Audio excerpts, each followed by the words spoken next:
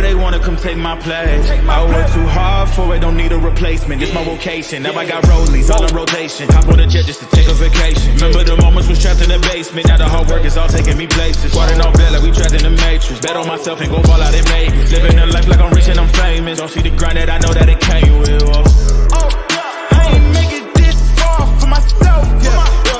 I had to prove to everybody else. I had to set them straight. I had to boss. I had to renovate. I know they hate when you elevate. The stacking up losses, I'm handing them out. Yeah, I had to go delegate. It feel like I'm floating, I'm lost in the moment. I swear I could levitate. They never believed that I would really fly. I had to go demonstrate. I had to set them straight. They hate when you elevate. Elevate, elevate. They hate when you elevate. Elevate, elevate. Yeah, they hate when you elevate. Elevate, elevate.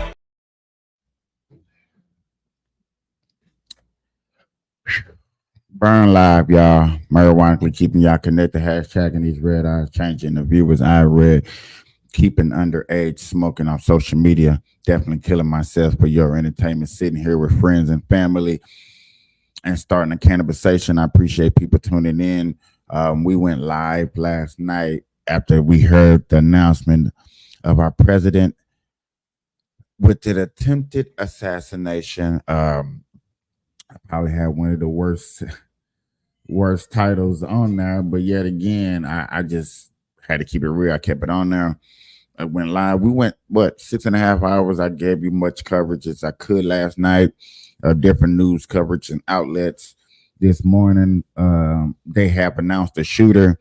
Well, I got on my social media had announcing the shooter, so therefore I did want to do more live coverage. We're gonna be talking about some other things too. We're not gonna just be fully covering the Donald Trump assassination. We got the WNBA happening today. We got baseball happening today. We do have other news, other things that we're gonna be covering, but the main thing we will be focusing on today is the Trump case and attempted assassination. I appreciate everybody coming up in here, and shout out to Facebook, YouTube, Twitch, Instagram, and also Rumble.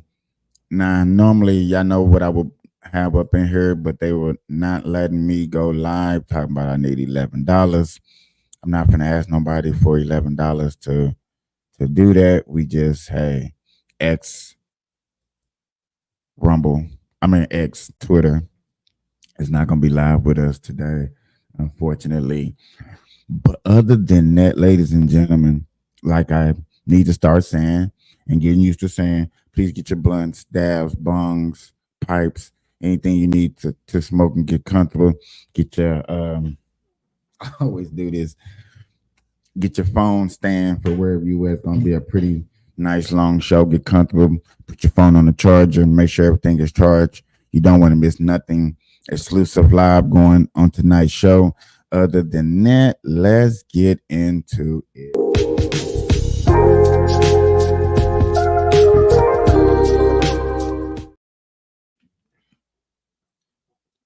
All right. So we're going to start off today with the coverage and see what's the new info and see.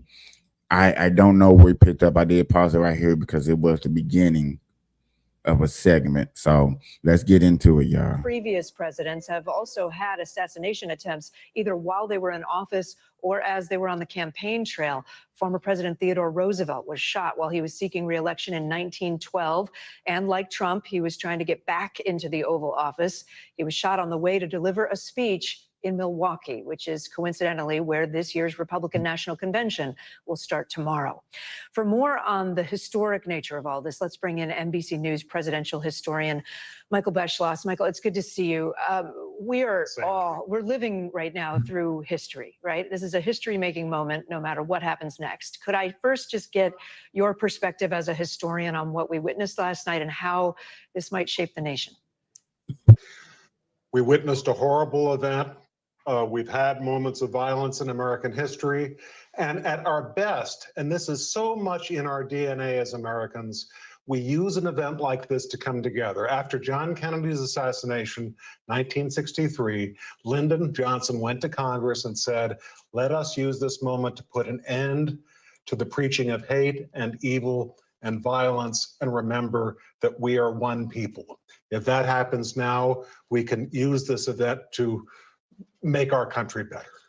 We're showing on the screen there, Michael, the previous presidential assassination attempts, the most recent being Ronald Reagan. It has been a long time since this nation has dealt with something like this.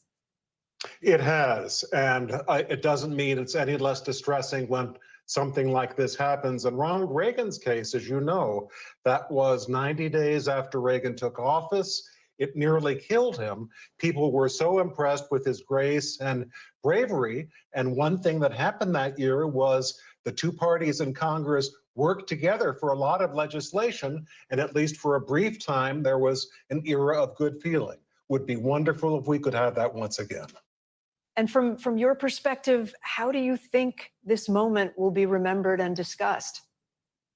Well, we're going to remember this moment looking back on this, and our children will, and our descendants and others, in terms of how it changed history.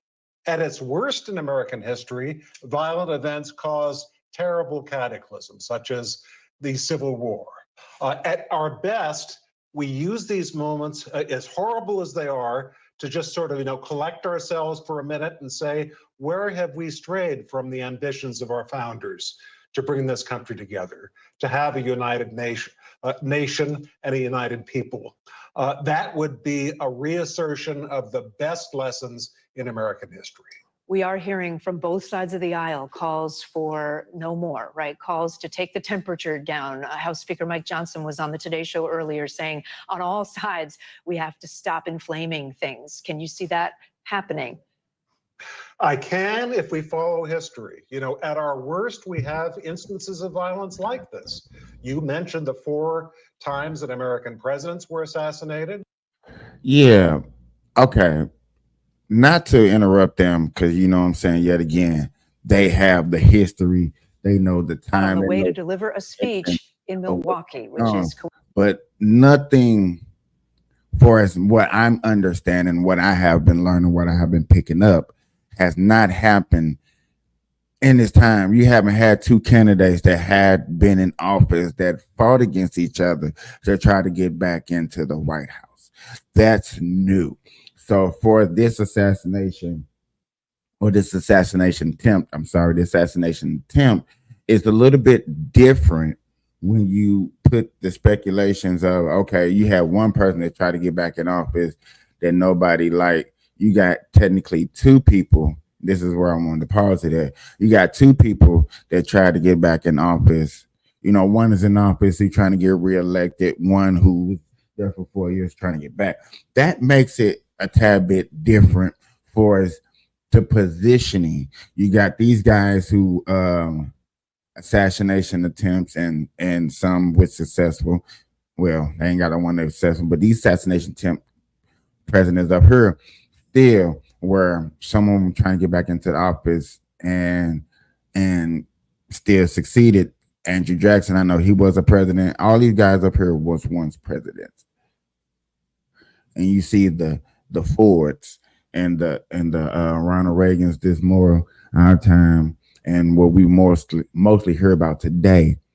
But yet again, you're still not hearing about nobody attempting assassination on a president when you got another president up here declining on live television. It is still, again, you can look at history all you want to. But yet again, it's still something different to look at when you're looking at the scenario. Bravery. And one thing that happened that year was the 2 parties in Congress worked together for a lot of legislation, and at least for a brief time, there was an era of good feeling. Would be wonderful if we could have that once again. And from your perspective, how do you think this moment will be remembered and discussed? Well, we're going to remember this moment looking back on this, and our children will, and our descendants and others, in terms of how it changed history. At its worst in American history, violent events caused. I'm just thinking about, got me really thinking about, okay, so when I was a kid, I was coming up, what was some moments, as you seen Ronald Reagan, John F. Kennedy, the landing of the moon, 9/11, Um, Oklahoma bombing, Oklahoma bombing, President Clinton, the 9/11, the Twin Towers. So yeah, okay. So I'm not gonna sit up here and just say that my generation has been quiet. So therefore, you really expect some history not to be made so people can have these stone cold thoughts stuck in their memory. Like something was bound to happen to Terrible break history, cataclysms to such make as history, the because Civil every War. day At our history is being best, made. we use these moments, as horrible as they are, to just sort of, collect ourselves for a minute and say, where have we strayed from the ambitions of our founders But to you're bring not this country saying that. together, to I'm have a definitely not united. saying that. I'm definitely not saying that. I'm not gonna go on my Facebook page and expose it like that, but I guarantee that if I go on my Instagram and Facebook page, you know what I'm saying? Really not to be honest with me, myself and I, my Facebook page and stuff is pretty self-claimed. It's pretty much loved and put together how I would like to see it. You really don't see too much hatred going on. Before, I'm gonna pause real quick because Alex Jones made a statement. Alex Jones, everybody know that he's going through his $100 million lawsuit.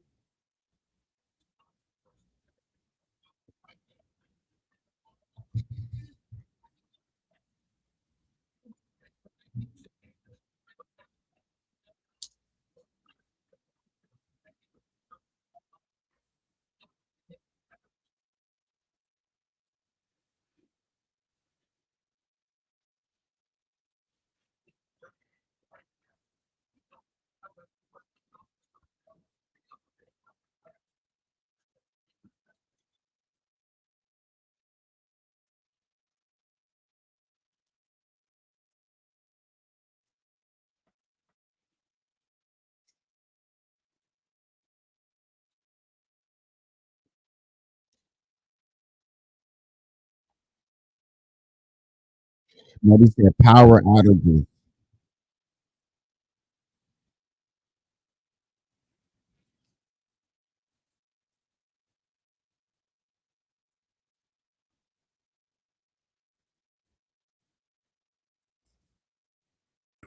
Take this deadly serious, just like war with Russia.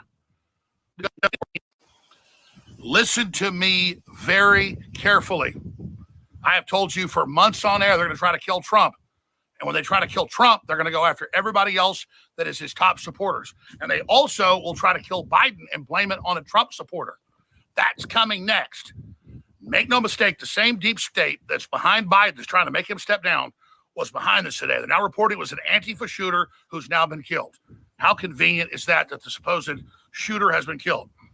Ladies and gentlemen, our republic is in maximum danger right now. I'm about to go live at infowars.com/show, band.video, and right here on X. There has been an attempted assassination. The real president of the United States has been shot, and by God's good graces, has survived. The bullet only grazed him over the ear and the side of his head. But ladies and gentlemen, the deep state is desperate. They are in trouble. They're going to try to expand wars. They can do power outages. They can do cyber attacks. We're in such a dangerous position. And I've noticed with all the viral videos out there, it's like, oh, he took a bullet for America. He's going to get reelected now. Ladies and gentlemen, the deep state, no mistake. You fucking understand what I. Welcome. Hold on. I know.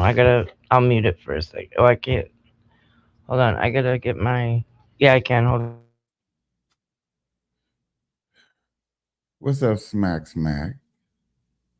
Welcome back. Long time no see. Understand we got a little echo, but we'll deal with it. It's whatever. And as you heard, as everybody heard in America, what's been going on. I covered it 6 hours last night. Deep coverage, got deep into it. And My thing is, I've been asking a few people here and there around Better? America just what's going on and like how they feel, especially people that I know that are um, Biden supporters, because Biden supporters they're still out there, and it's like most people like I don't care. I was like, okay, you don't care, cool, but I bet you if somebody attempted to assassinate one of your family members, you'd be on Facebook talking about please shout out prayers to my family because somebody tried to kill her. You know what I'm saying? I'm just assuming I could be wrong, they might not put that, what I'm saying, prayer, can you please pray for my family? But most people like pray for my family when they sick, they hurt, they lost their jobs and stuff like that. So why couldn't we feel the same prosperity or sympathy for Trump? You know what I'm saying? You may hate the man, you don't want him in office, but dang, do these people really, really want him assassinated like that? And before we can answer the question, it was a lot of speculations. I seen a lot of podcasts, and Tucker Carlson went live with Trump, CNN went live with Trump, Fox went live with Trump. All these people went live with Trump, and some people said like, "Hey, Trump, they knock you down, but you winning in the polls in this, or you winning in this, you winning in this. The next thing is this assassination attempt, and here we go.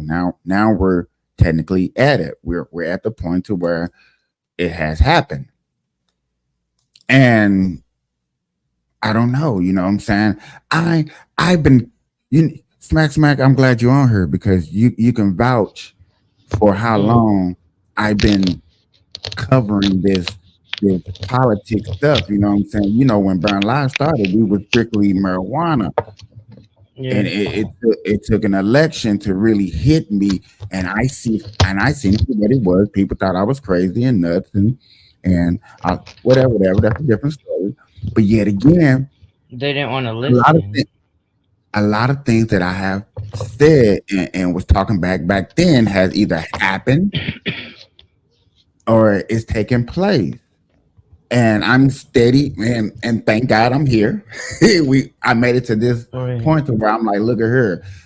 I still smoke my weed, it's still marijuana, but I can't help but talk about these points and things that are really taking place that are important to me. Right.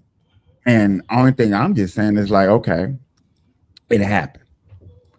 Like a lot of people want to say, I had a guest on last night, 95210. He's like, man, it's strictly government.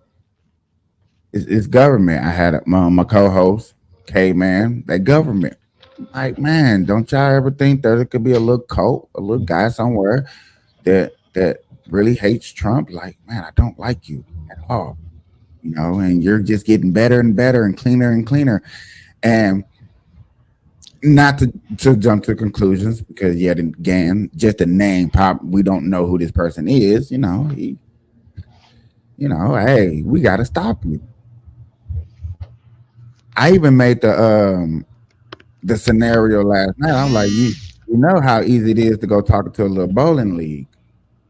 Like, hey, we out here bowling, drinking beers, shooting the breeze. A stranger sits and starts a random conversation, gets us all amped up, pays for our beers, and here we go. I'm ready to go take out. I'm ready to go take out the one of the highest in America. And not to say that this happens, but I have to look at scenarios like that.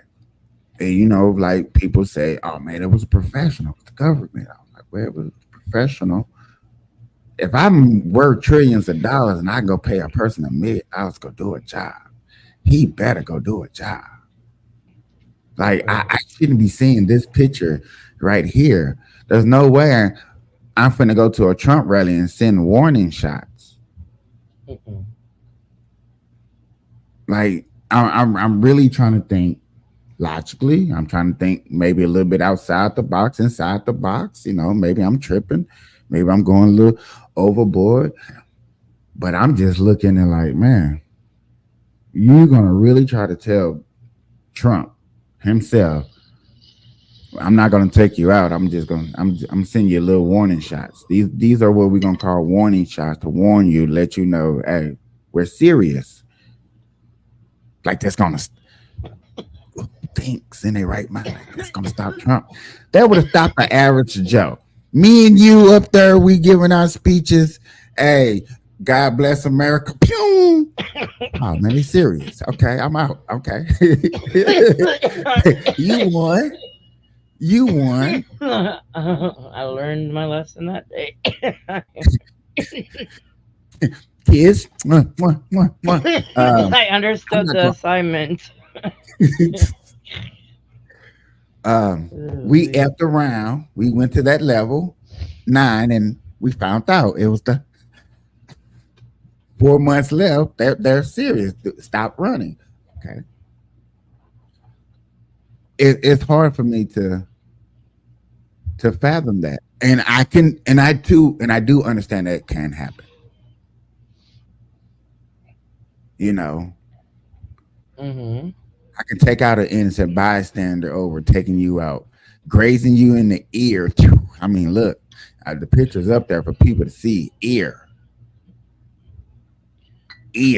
Like if I hit you in the ear, how close must we get?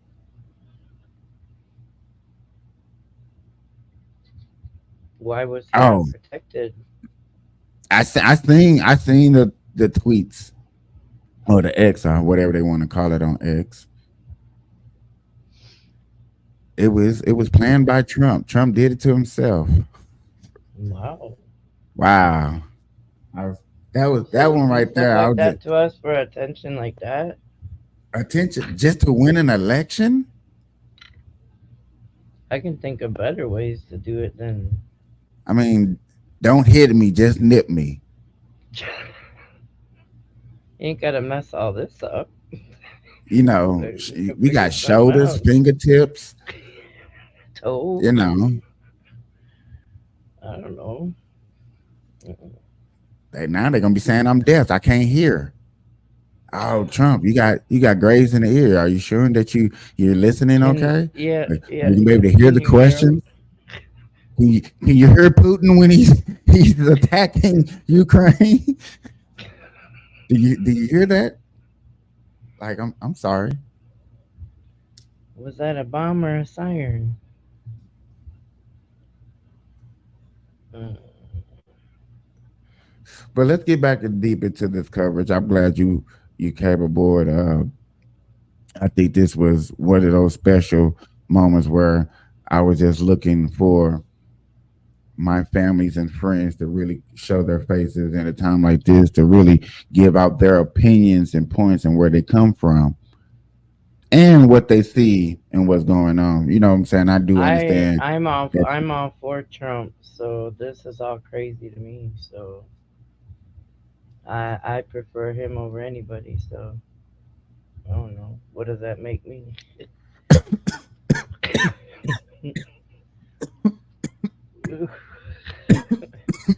you're, you're, Yeah, you're I still said it. holding up in Minnesota. I said it. I feel it, and I understand, and I get it. So let's see what else has been And going me on. Like, being in the position that I'm in, I just could start voting again legally. So hey, I feel like I matter too. but all that you have seen and witnessed and watched, I guess, would be a better term to say, because we're just doing nothing like that. Like people saying, you just sitting back, just watching it and soaking in what you want to soak in. I'm like, okay, And you and I and anybody else that watches these articles understand bullshit when they hear bullshit, or see bullshit when they see bullshit. You hear it and you've seen it.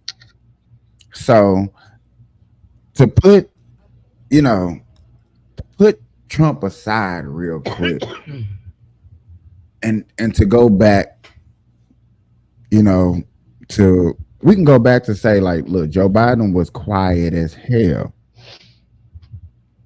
He was the most quietest president we have ever had as in the White House. And even though we was mad, Trump supporter was mad and upset, and we voiced our opinions, it was nothing we can do about it. We had no what they would call ammo. We couldn't say nothing. We were just going off of facts, and people got tired of us just bringing out, oh, Trump 4 years was good. Okay, cool, whatever. He was quiet. Joe Biden calls out Trump for in a debate. It was through Joe Biden's terms, how Joe Biden won it, how his people won it. Nobody there, just a couple of cameras. We can cut your mic off so no interrupting, so you can hear the president good. And it turned into a shit show for the Democrats. It turned into a shit show for the Democrats. And okay, we got panicking. People panicked and they, oh, okay. So Joe Biden had a sit down interview, 1-on-1, one camera, one host, answer a couple of questions. That turned into a shit show. Democrats still panicking. Hey, we was covering Joe like Joe never been covered before. Boy, I knew what Joe was doing every moment. I couldn't believe it. I was shocked. And I was thinking to myself, like, look at me not covering Joe like how everybody else covering Joe, because Joe just fumbling the bag. Fumbling the bag. So then they had a press conference. Oh, Joe is gonna have and they called it a big boy conference. A big boy press conference. That's what they called it. The White House called it a big boy. Did they put their big boy panties on too? Oh man, they put their big boy everything on. Pants, fruit balloons, underwear, all of that. Big boy socks, shoes, the one with the laces. We're not the one with the strap. No, we ain't put those on.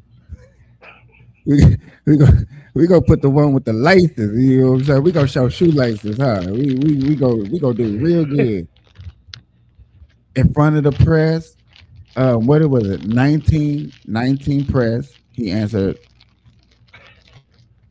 No, was it 10 press? He answered 19 questions for an hour and a half.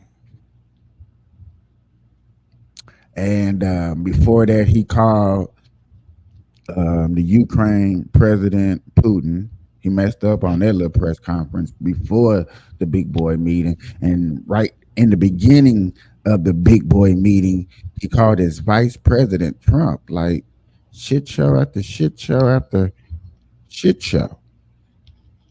Now this is what we sitting back, we watching, and yet again, I should have been live every day, big coverage, you know what I'm saying? Trying to blow up my channel and everything. But now I'm like, no. I'm gonna cover one big time, have a nice, good audience, whatever, do my thing. Bam. And we were doing good, you know what I'm saying? I had a storm out here and my internet went out. I'm like, bam, okay, cool. Shit show after shit show.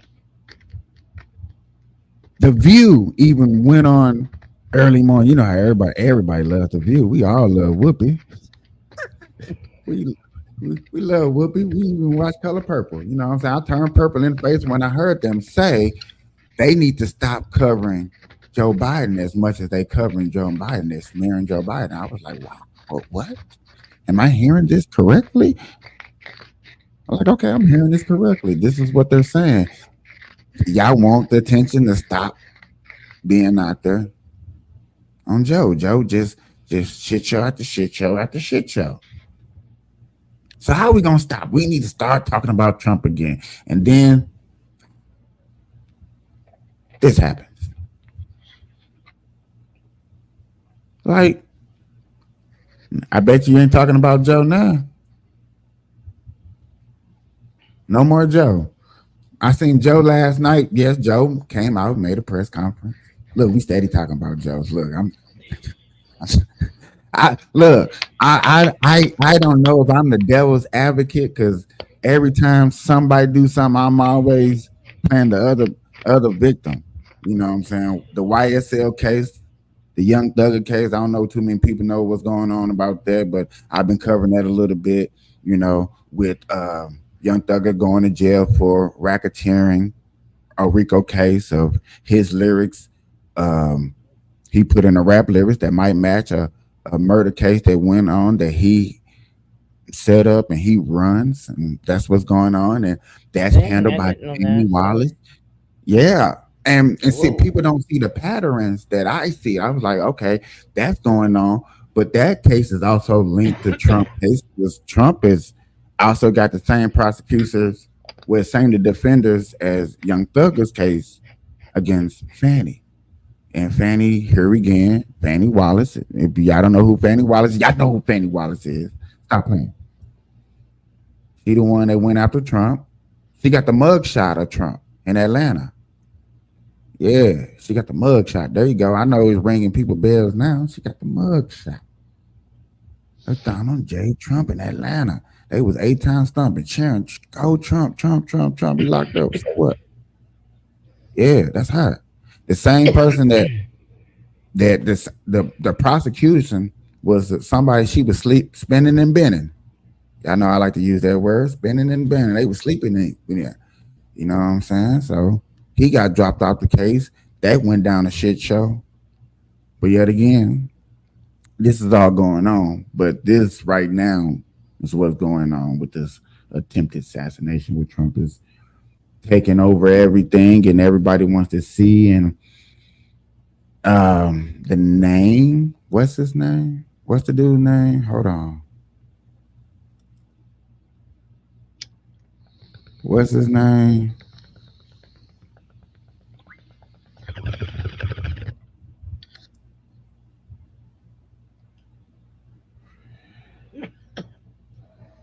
Thomas Matthew.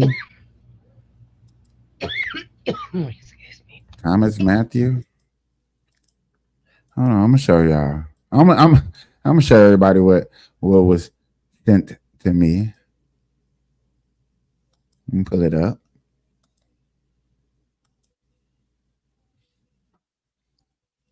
This was sent to me.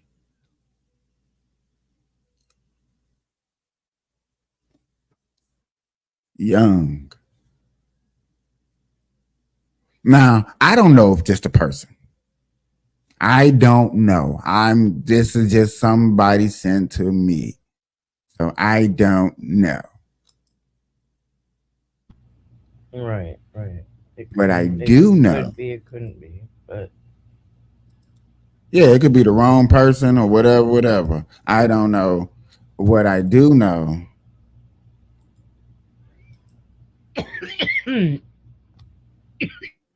is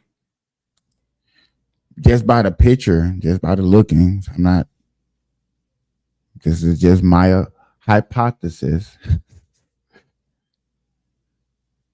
It was easy. He gave this guy a couple of 6 packs. He erased some of his debt that he really didn't have. I guaranteed he didn't have a big debt. He didn't have a big debt. No kids for real. Gave him a little lump sum of money. Had a good conversation with him. He mad at the world. But yet again, I said it last night. This guy would be going down. Whoever did it, period, dead or alive, he's going down in history. Before we found out that he got taken out. And then another thing that people are looking at this. Why did the Secret Service take him out like that? You could have shot him, injured him, locked him up. You know what I'm saying? People now in America wants justice. They want to know. Right? Well, you never know. He's dead. He's RIP'd. You'll never know nothing. Even though you can go to this guy's house, you can go look all you want to. You can go look all you want to. You're still going to come up with your speculation, your hypothesis. You know what I'm saying? A little bit better detail, of course, but still, you're not really finna have a true motive of why this person did this. Only he knows why he did that shit. Nah, that man did it for clout. He tried to get hood stripes. Or, I'm sorry, he tried to get redneck stripes. Did it? Hell yeah. I'm the white son of a bitch that did it. It went down. I did it for the black community.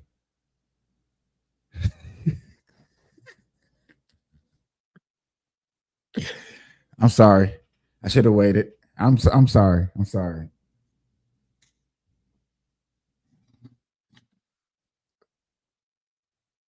I'm sorry. How else was white people gonna get credit? White people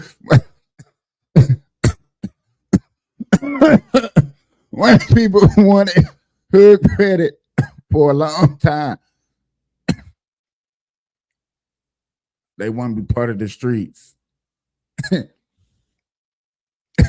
They want to be part of the streets, and that was like a good way to try to do it. Come on, man. Am I wrong? Oops. Sorry. Yo, I almost lost my shit, yo. You said that at the same time I was exit. Well, I didn't look smack. I didn't think it was funny. I did not think it was a joke. I was seriously meaning that. I wasn't thinking of a joke, but I was sure the way you said it.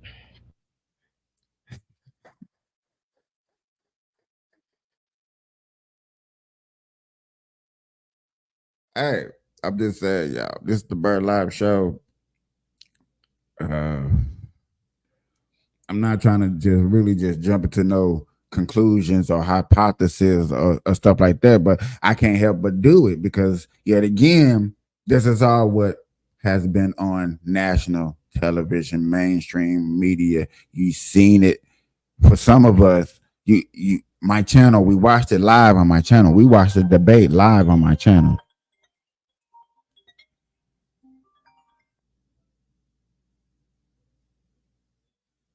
Huh? You already know it. Live. Yeah. You know I was live for 6 hours last night talking about it. I'm live again. I'm sorry. They tried to get your boy yesterday, man. Yeah, they hear you. They hear you. What's going on, Burn Live crew? Yeah. I can't. Only reason I'm live now is because somebody sent me some information of who the person is, and then the few people that messaged me back literally has said like, "Dude, I don't care. They missed. They should have got him." Like, are you serious? Like, really? I don't like the fact that they're not calling him a terrorist. I don't like the fact that he got assassinated, that he got sniped. Yeah, they smoked him. You seen the picture? Yeah. Oh man, yeah. I don't like that he got sniped. Yeah, I have a problem with that. I'm tripping. Like, damn, y'all couldn't shoot a man in the shoulder? No, he tried to assassinate a former president. I don't care. I understand. Y'all could have shot him everywhere else, but not in his head. Not the. Ah, man, we need to talk to him. We need to find out, is there more? What was going through your mind? Who gave you the 6-pack? What type of beer did it take? Who sat with you? Who had that conversation with you? I'm not even worried about. I'm not even worried about him doing it. I'm not even worried about him doing it. I want to know who sat down with you. What bar did you sit down at? And you was depressed. Your girlfriend left you. You had a couple of bills. You was about to lose your house. And who sat down like, you know what? I'm gonna pay for this 6-pack beer, pay for your house. Just you know what I'm saying? Just sparked up a good conversation. Like, man, go take out the president. What's up? Come on, man. Come on, man. We don't need Trump in office. He racist. Wait, they say he was in a bar? No, I'm just saying when somebody sent me a picture and I just looked at this guy's picture. I'm like, oh man, he Pennsylvania, small town. Come on, man. Come on, man. They probably finna tell us where he got the rifle from. Oh man, he got the rifle from down the street at the pawn shop. He was a good guy. I need to see the caliber of what he shot because it didn't sound big. Man, it sound like it was personal. It don't sound like it was professional at all. My opinion. I mean, you see, he missed it almost every shot. My opinion, but other people opinion like, no, that was professional government. So government found the most worst loser of all and say, you know what? Like, come on. Hey, look, you gonna be you're gonna be tax free for the next 5 years. Go ahead and do it. Go ahead and keep the party going. You're gonna get hood stripes. Once you take them out, we're gonna let our Kelly, you know, man. We're gonna step in the name of love around her, baby. You're gonna be set. You're gonna go to every white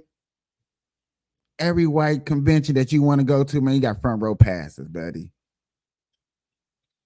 Who do you want to get out of jail, buddy? Who? That's who you want, bruh. Whoever you want to come back, they can come back. Stop, like. Fed him a bunch of sweet nothings. Man, I wish I could play that song right now. Come on, man. Sweet nothings, man. Like, man, I did just want to call you to see what you was doing. I'm gonna call you after the show. Okay. But see y'all later, Burn Live crew. All right. Right on, bro. Man. Call me up, hit me on Messenger, man. If you got something to say, man, express yourself. You know, this is this is I don't know what to say. I really don't. Y'all just seen me go on a rant of speculations of things that might have went through this person's head, that could have happened, that might have not happened. This could have been professional as hell. Like I said earlier, smack, just send them a warning shot. Just let them know that we're looking at them. We see them. Try not to hit nobody else. You know, oops, you took out a couple of other people, but you know, it's all for democracy. As they tell us, they keep trying to tell us and spoon feed us that this is for democracy. But yet again, let me quietly go back into time. Ladies and gentlemen, boys and girls of the jury that is watching, let's go back in time. Remember that there were 3 candidates on the Democratic Party that was actually running for presidency to run against Joe. People don't know about these candidates, because Joe made sure that their votes didn't count, or they couldn't run, they couldn't do none of that stuff. He shut them up. Actually, it was 4. I keep forgetting JFK Jr. He went and he said, you know what, okay, I'm gonna denounce myself as a Democrat. I'm gonna go independent. I'm gonna run as the independent person and see if I can run against Joe, because Joe is not what we need in. We got all these things that happen in the course of 4 years. Because yet again, he only been in office for 4 years. So I'm just curious. I as y'all hear me rant, y'all don't see me jumping out. Y'all don't see me not trying to jump the gun and say, oh, Joe Biden, you did it. Yeah, you did it. No, I can't really just say Joe Biden did it. Now, people that can say that, you go ahead, go right on ahead and say it. I don't blame you for saying it. You have all the right reasons to have that idea and say that from what you've been seeing and what we've been fed. I don't blame you. But then there are people out here that really looking at Trump as the boogeyman. There's a lot of people that never ever seen a boogeyman a day in their life until Trump came. We never met a boogeyman here in America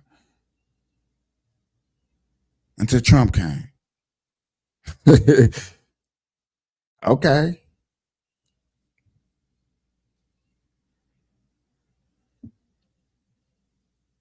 Now this boogeyman was just not no ordinary boogeyman. Let me pull this picture up. Let me pull this picture up for you. This boogeyman right here is just not no ordinary boogeyman. This boogeyman made moves, waves. He had a lot of people join his cult. You call it a cult, call it not a cult, call it what you want to call it. I don't, you have the right. I keep asking a special someone. I know they don't watch my show at all. I wish they do. They're a family member of mine. We do have certain small discussions back on Bookface.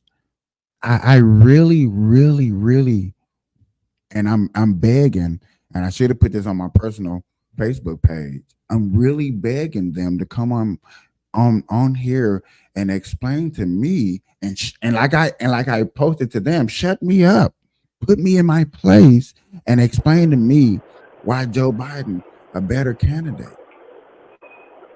I'm willing to be quiet and listen and really understand and respect the person and where they come from.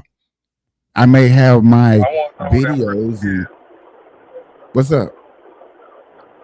I wonder who that person is you talking about. Oh, they know because I asked them. You know what I'm saying? I asked them. I asked them personally, please, can they come? I would love for them to come on here and explain, put me in my place. I literally use those words, put me in my place, because you know what I'm saying. You know more than me. You're very more educated than me, most likely. And I was sincere. I really meant this, and you can hear it in my voice. I really do mean this. I want to learn because I want to understand. I think it's beautiful that no matter what this man has done, let me take Trump back down because we're not talking about him now. No matter what we have seen, that y'all don't want nobody else up there trying to be the president of the United States of America. You like, oh, Joe, no matter what he do, I still want him. Like, are you serious? It makes that much sense to say that he is doing a very good job and he's going to save democracy, as people said. I love that's the main talking point that they say. He's going to save democracy. Yeah, this is the Burn Live show. And I'm glad that I have people coming in. Thank you for Smack Smack. Thank you for Bully Rat Empire. Go check out Bully Rat Empire. If you want a good dog, a healthy dog, a big fat dog today, go check him out. You know what I'm saying? The dude does in his dog and his kennels. Hey, you know what's crazy, bro? And this is the switch subject. This is on you for you. People be asking me little questions about dogs and stuff, and I'll be like, man, go ask my cousin. He know about the dogs. I don't know shit. I'm done. Or I will bring up a term or something that I have learned from you about dogs. You know what I'm saying? I think that's why I'm so tough on you. So you can, you know what I'm saying, smack me around. Pat, pat, pat, pat. You don't know nothing about dogs. Learn this. Wah, wah, wah, wah. So now I can go when somebody else asks me something, I'm like, hey, woo, woo, woo, woo, woo, about this dog. I'm like, man, where you learn that from? My cousin. He got his own dog thing. You know, he does his thing. For real. I'm about promotion. it's funny that what's funny, and not to put nobody out there because I don't know. Let me start off by saying this: I don't know, but it's funny that I have people that's supposed to be in my circle that have businesses that I can't even help promote because I know nothing of them.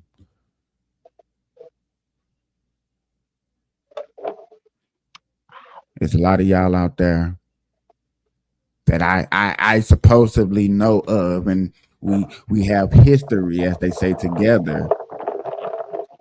And yeah, I don't know nothing about your business. I can't help promote your business. Um, yeah, sorry. I'm just gonna shout that out there real quick. You know what I'm saying? Put that on out there and just, you know, okay, okay.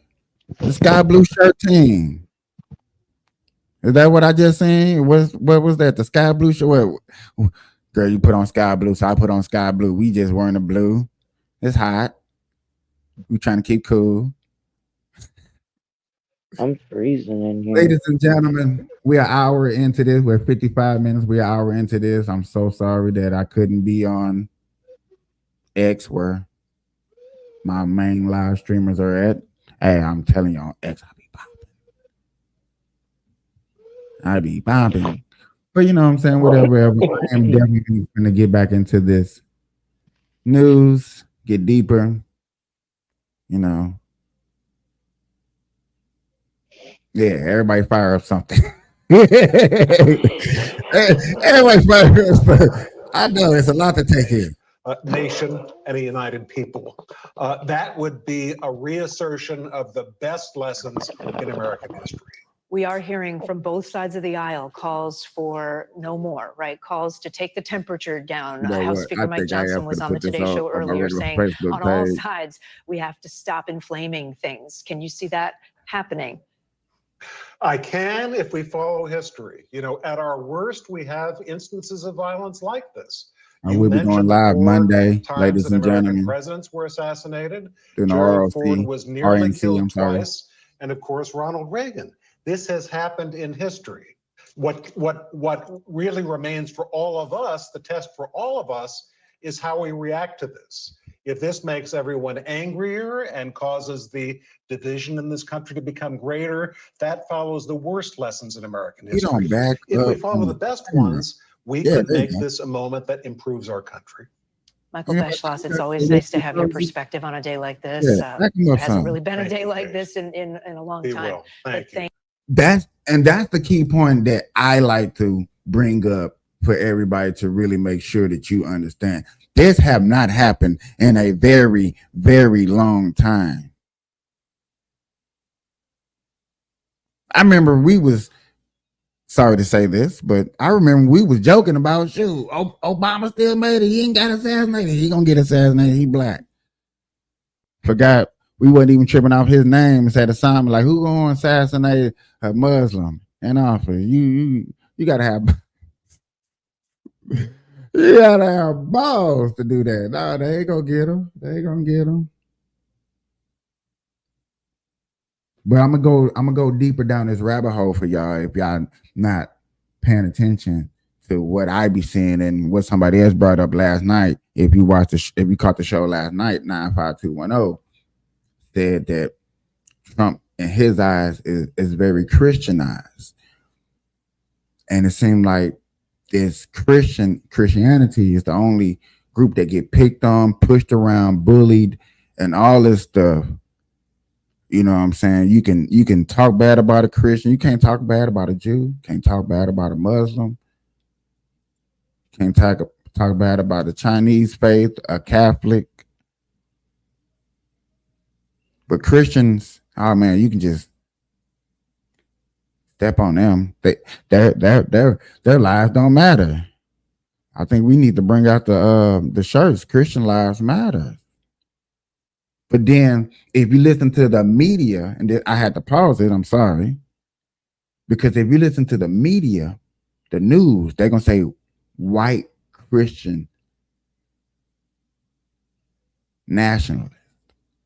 Like, what is white Christian nationalist? Like Christianity? Christianity is Christianity.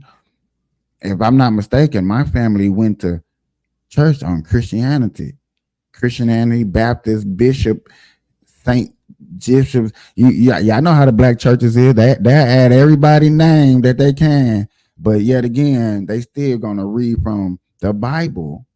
That's a Christian Bible. They're gonna teach us Christianity. Yet again, if we're not mistaken, that America was built on Christianity. We got freed. Okay, hold on. Slavery got freed off of Christianity belief. But yet again, we push Christianity aside and say, no, we don't want to believe in that. We want to believe in whatever we want to believe in because this is America. We allowed to believe in what we believe in. Okay, cool. All right. Okay. All right. 2 thumbs up. This is why we got stuff like this. This ain't happened in a long time. They said it. I can bring up the video and stop and pause it where they show you how long it's been. 1981 was the last time. 1981. Then I think it was 1974 and 1960s and back. 81 to 2024. Stop. We going 43 years. It's been a lot of presidents in there, and everybody's still doing their thug this. And what make Trump so different?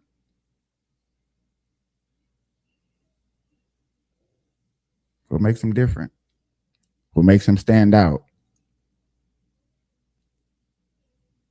Is that red wave that was supposed to happen last year that didn't happen? Is it going to happen during this election? Maybe.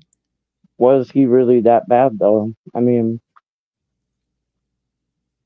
I don't know what he did so bad. What did he? I mean, to deserve that.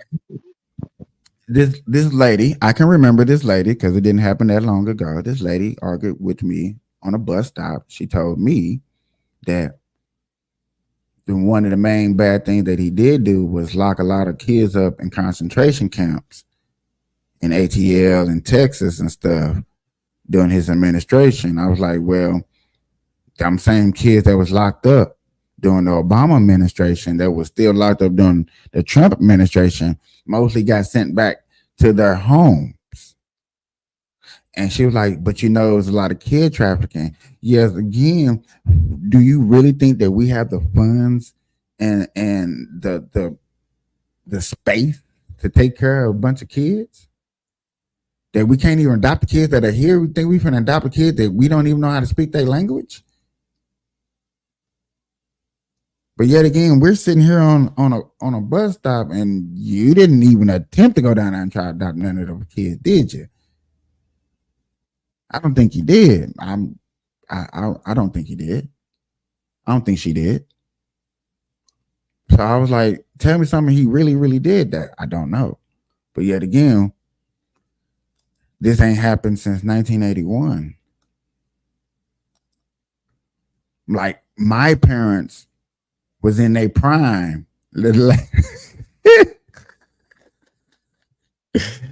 Hey, Rio.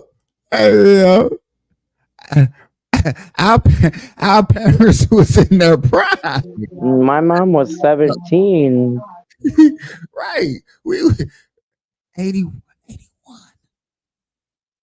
I wasn't even born. I was in the stomach. I was in the stomach. Okay. Anybody remember The Simpsons where the lights went out and Homer and them tried to teach them where they come from, where babies come from? And remember at the end, Homer did this.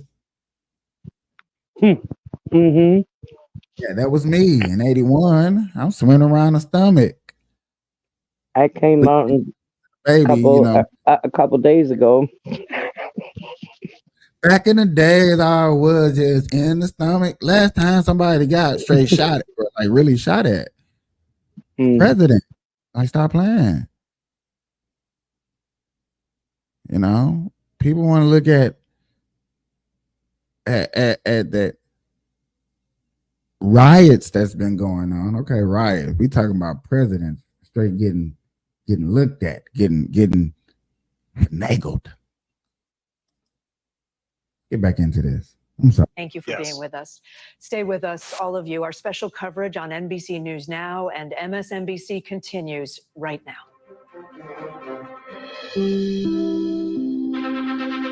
Yeah, lucky I ain't went to Fox. Y'all know how Fox got this. Come on, hold on. That make me want to go to Fox. This morning, our special coverage of the assassination attempt on former President Trump.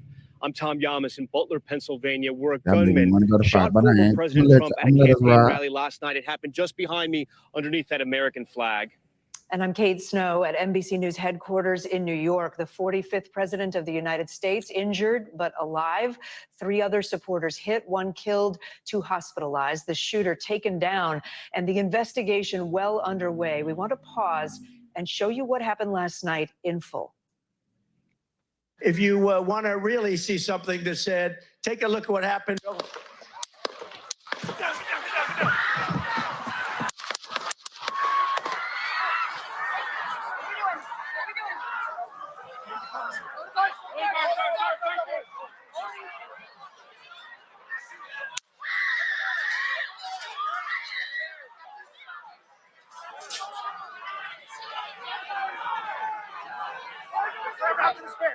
it there. Hold. When you're ready. On you. Ready. Move. Up. Move. Go. Up. Hawkeye's here. Hawkeye's here. Move it to the stair. Stair, get ready. Stair, get ready. You ready? I'm gonna pause it right here because this is bravery, and I'm not just talking about Trump. I'm talking about everybody that stood there in the stand like pop, pop, pop, pop, pop. Okay, we gonna just sit here and chill. We're gonna sit here and thug it out. Hey, for real though, like shit. We're not gonna run. It's over. Trump knows some shit. You hear me? That's why I feel like they try to get his ass up out of there. He knows some shit, and he willing to spill the beans and shit don't go his way. That's Can just you my elaborate? opinion. Can you That's my elaborate for us, please? Go ahead. I don't mind. Like, I've been okay. So like you know how they assassinated JFK, right? right. And that's because shit, he knew some shit, and he was gonna speak on that shit. And before he was able to speak on it, shit, they smoked him. I don't know. I might be overthinking some shit, but I don't know. That's just my opinion, me. I want to know what he was gonna say before he got shot at. I think for one, this rally was supposed to have been his rally where he was just gonna announce his VP. He would announce his VP. He was showing a couple of stats on a board about how he's winning since Joe Biden has came out. A lot of frustration. Let me elaborate. Like I said earlier before you hopped up in here, I took my time and talked slowly to the audience. No offense to I got a lot of D students and F students way in the back. They don't like coming to class. I had to talk to them. But no, it was a lot of tension on Joe Biden. Joe Biden set up a lot of things right back to back. And Trump just sat back and watch. And I broke it down to you. Yeah, you look at the debate. If you go look at the clips of the debate, then go look at the clips of the personal press conference, the one-on-one press conference, and then go look at his so-called big boy pants press conference that he so-called had. You know what I'm saying? That was back-to-back press conference of him looking bad. And people that were really Joe Biden fans couldn't take it. They couldn't take it. I still, before my phone went out, I was still gonna agree with you because Trump does know something, and that is why they got rid of dude. It's because he knew something. He was about to let it out. I believe that too. I really believe that it's because the bad press, the bad press of Joe. Like that guy, that person, yet again, we don't know, speculating. I'm speculating just as well as y'all. That guy was tired of all the bad press. He couldn't take it no more. He couldn't stomach it. Quit making my president look bad. I voted for him. You know what I'm saying? I got a good friend, and I wish he was on here right now because yet again, I remember when we first talked, he was like, man, he vouched for Joe. He's like, man, I'm a vouch for, and I voted for Sleepy Joe. He was on my podcast. He was on here, and I kept showing him the little corruptions. This was in the beginning when I was still trying to put my little studio together and stuff, y'all. My little studio. But to go look at those press conferences, to call your vice president, I am Joe Biden, and I call my vice president Trump. That's embarrassing. To call the person that we supposed to be sending trillions of dollars to, Ukraine, y'all. Ukraine. They're going to war with Russia. Don't forget, that war still going on. So I call the president of Ukraine Putin. I disrespect the president of Ukraine in his face during a press conference right before I had my big boy press conference. Ain't that embarrassing? Oh no, yeah, we and yes, the news blew it up. ABC, NBC, Fox, they all blew it up. They couldn't help but talk about it. If you didn't talk about it, you're not doing your job, and you knew us as podcasters was going to call you out on it. Vivid Ramaswamy was going to call you out on it. Oh man, we would have ate that alive. I'd have been happy to go live and talk about that. Why you not covering all these fumbles that he doing? Y'all still talking about Trump touching on a prostitute? Oh, he what he did bad. He lied on his taxes.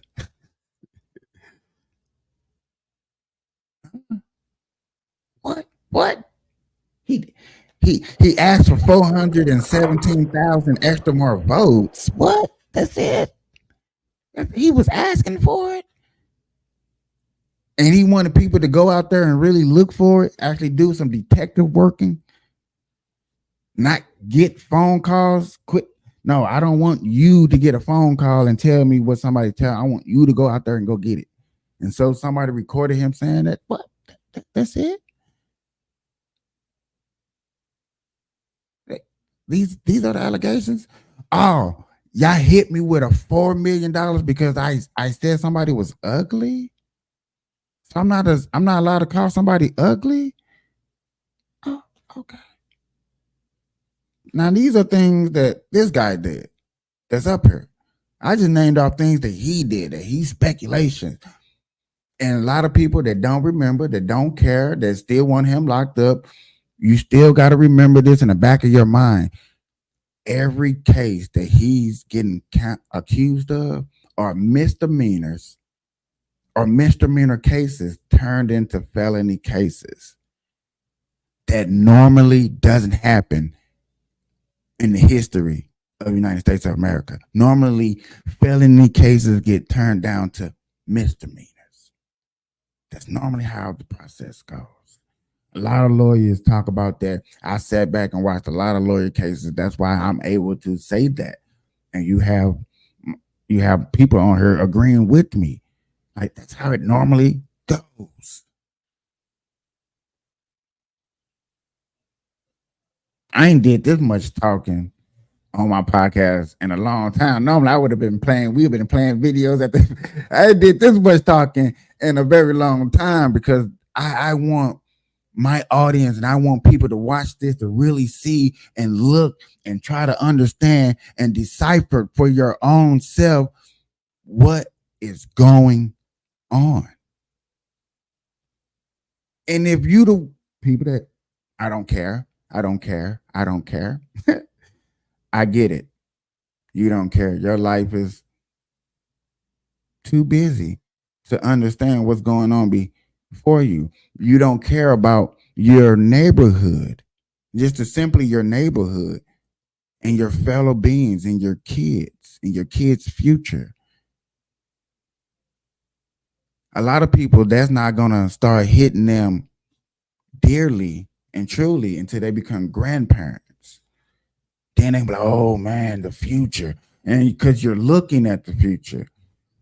And but then y'all look at Elon Musk and people like that, people that are rich, like, oh my God, you're just billionaires. No, these guys was looking at the future. These guys was looking at something else that was bigger than you and me. We wasn't thinking until I really, like, I've been in the politics for a long time. Yeah, I should have stayed in it, as I see. I should have. I told last night. I'm really, really thinking about running for mayor. Um, I'm seriously thinking about it.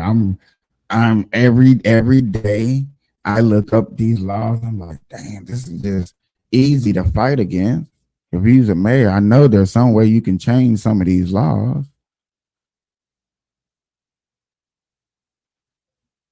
Would y'all let a black man run Nevada? I'm just asking these questions. These questions, I'm just curious.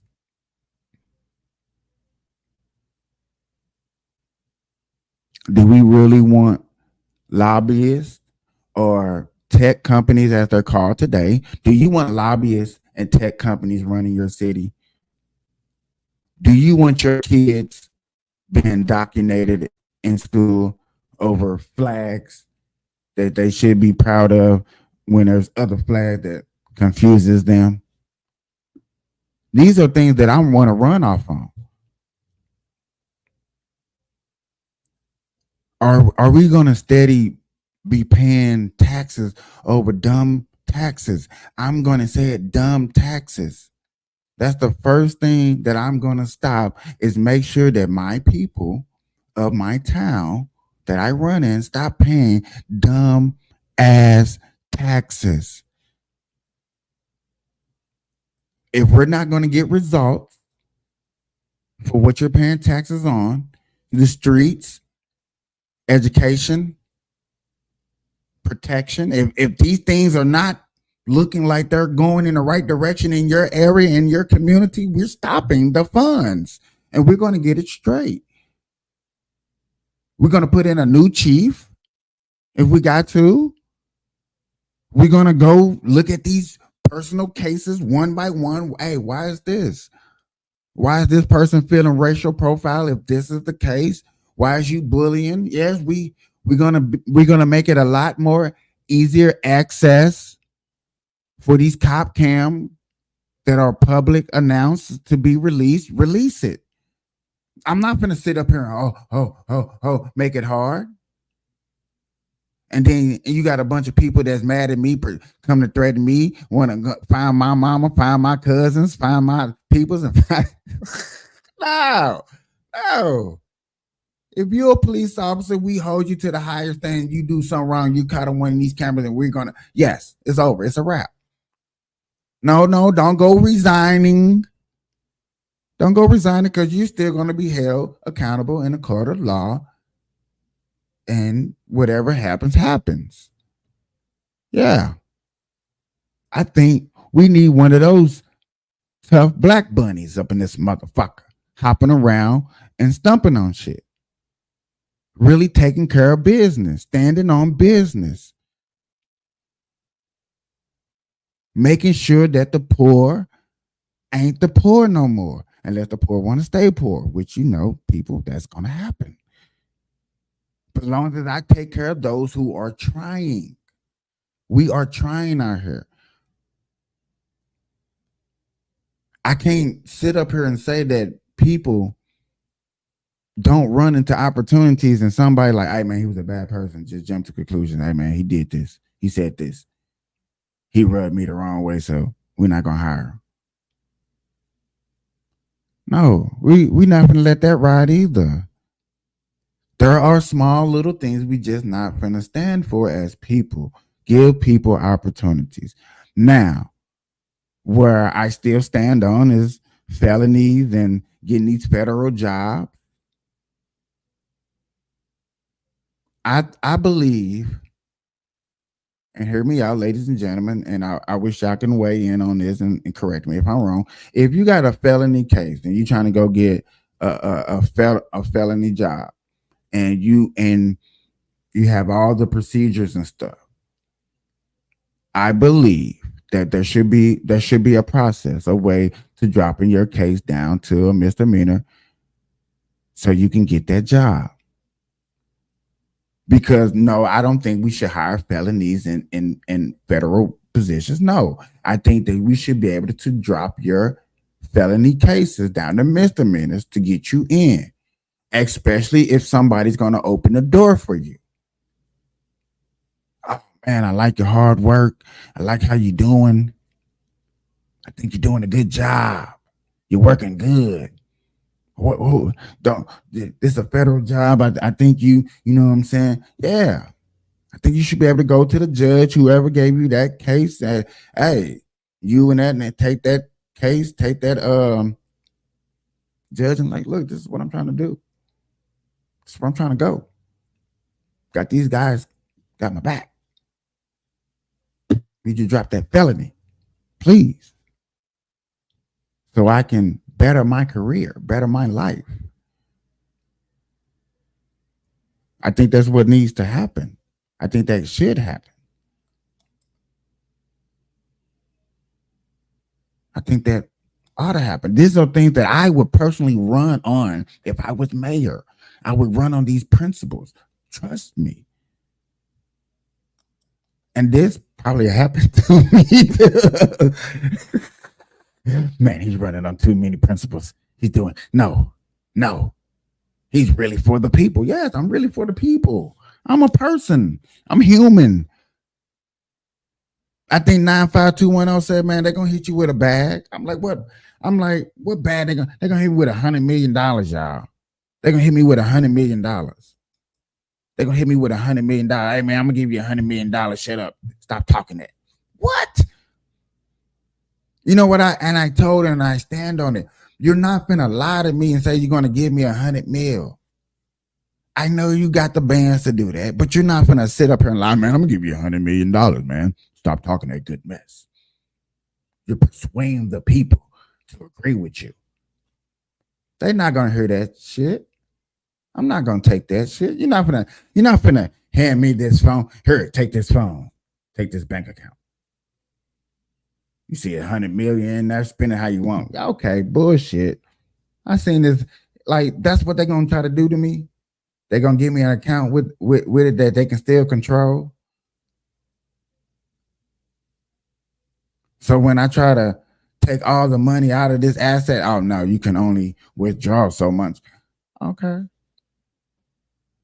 Like, come on, man. Then I backstab the people. I get lynched. Get body slammed.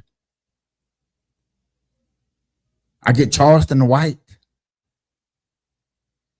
I get P. Diddy'd. I get R. Kelly'd. What?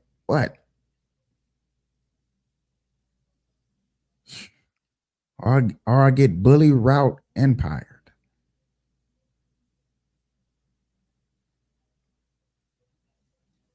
But yet, Hey, don't go get me. Don't go get me. I ain't going too far.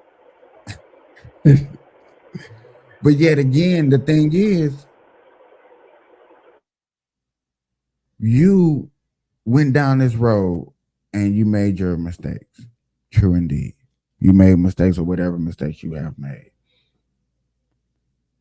What is it to say in the next year you get to, I don't know, something hit you, bow. You get to doing things right, and you get to making right moves. You come across the right person. You went to the right Starbucks. Look, I had to go there. Yeah, you went to the right Starbucks, and you shook the right hand. And that man was like, you know what? You had a firm handshake. You came to me, you talked to me like a man. I want to give you an opportunity. I want to take you places that you ain't never seen. You know what I'm saying? I want to show you the better side of life. And you be like, yeah, man, I'm down. I'm finna go, man. Yeah, let's go. Let's rock. Y'all get the rocking, showing you bits and pieces. Y'all get good. Guess what? I'm a felony. Man. He closed the door on you. There's nothing I can do for you. It shouldn't be like that. They're like, hold on, man. You're a felony, but these steps right here are put in places for felonies, which I believe there are steps in cases like that. I'm not a 100% professional. Don't quote me on this, but I think there are steps in like that when you run across stuff like this. You tell them no. For what I learned, you can get your felony dropped down to a misdemeanor once everything is done and over with. But that's still a little process. Now, as far as like federal wise, no, that shit's sticking with you. That fed shit go stick with you. But yeah, I wish they could do something like that. So then, therefore, the argument that I heard on Facebook, and the only reason I'm bringing this up like this because, you know what I'm saying, people like, you can't go to the military if you're a felony. I'll be like, bullshit. You can go to the military if you. I thought fellas do go to the military. Like they got a boot camp for felonies. They got a boot camp for felonies. Felonies can get jobs. Felonies can vote. Felonies can run for governor and mayor.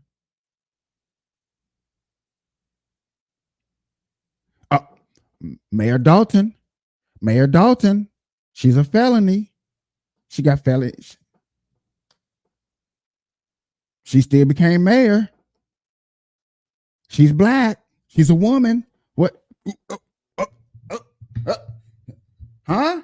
But the argument that I seen is like, why is we still gonna vote for a president? You voted for a female mayor to become mayor. She was a felony. For people in Dalton, Illinois, they did it. So why can't we do it? What's wrong with a felony? Now, yes, I do got a personal business and felony cases because there's a lot of personal informations and stuff like that. If you got a certain background with like identity theft and stuff like that, no, hell no, you would never get a federal job. No, it makes no sense. Good try. What about smuggling illegal immigrants?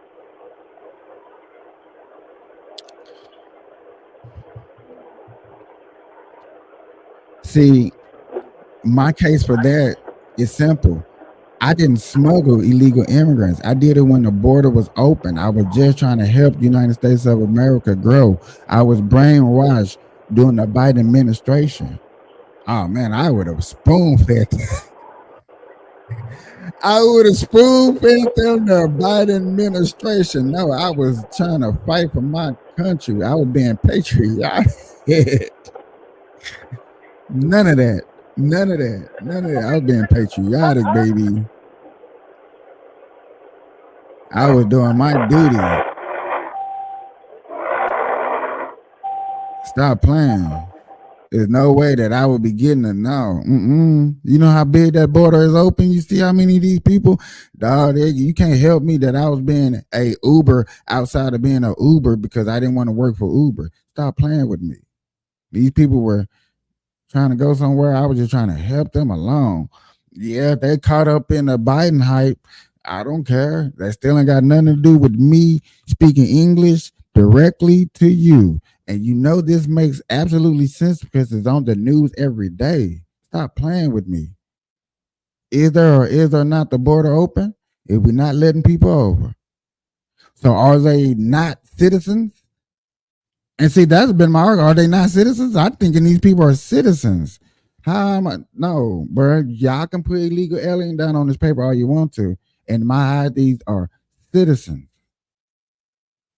of the United States of America because they over here. And I'm trying to help be my Joe Biden patriotic. What you gotta say? I mean, stop, boy, stop. Oh God. Out of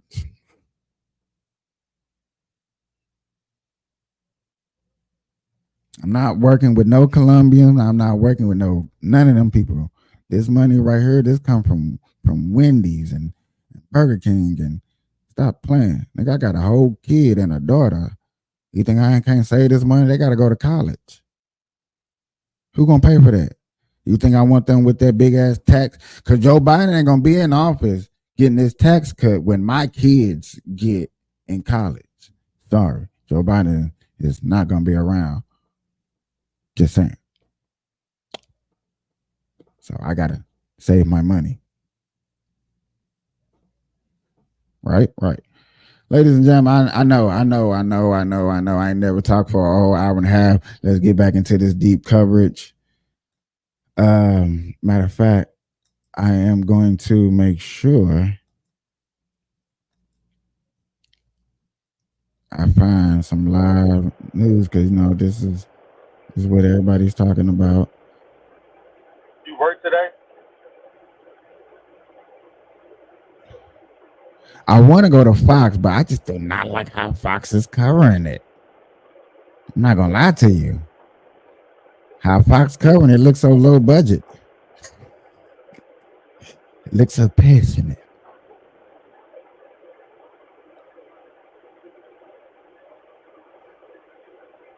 But here we go. Getting back into it. Violence is never acceptable. I should also let you know that I did speak to President Biden. He called me last night to make sure that here in the Commonwealth we had all the resources we needed. I assured him that we did. At the time, he had yet to speak to President Trump. I think they connected later in the evening, and he wanted me to know that he was trying to reach out to the former president. I think that was the honorable and right thing to do, and I'm glad that President Biden did that. We have no unmet needs at this time, and we're working in concert with our federal partners, and I let the president know that.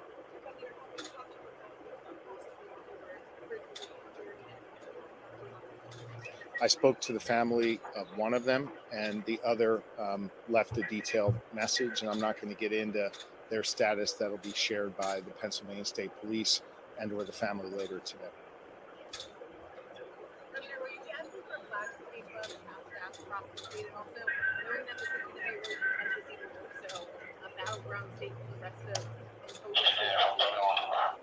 What would your message? I just missed the last part of what she said. No problem. The first was about the flags. The second, knowing that this is going to be the more contentious now in the state of Pennsylvania and that we're divided here, what is your message to people who live here?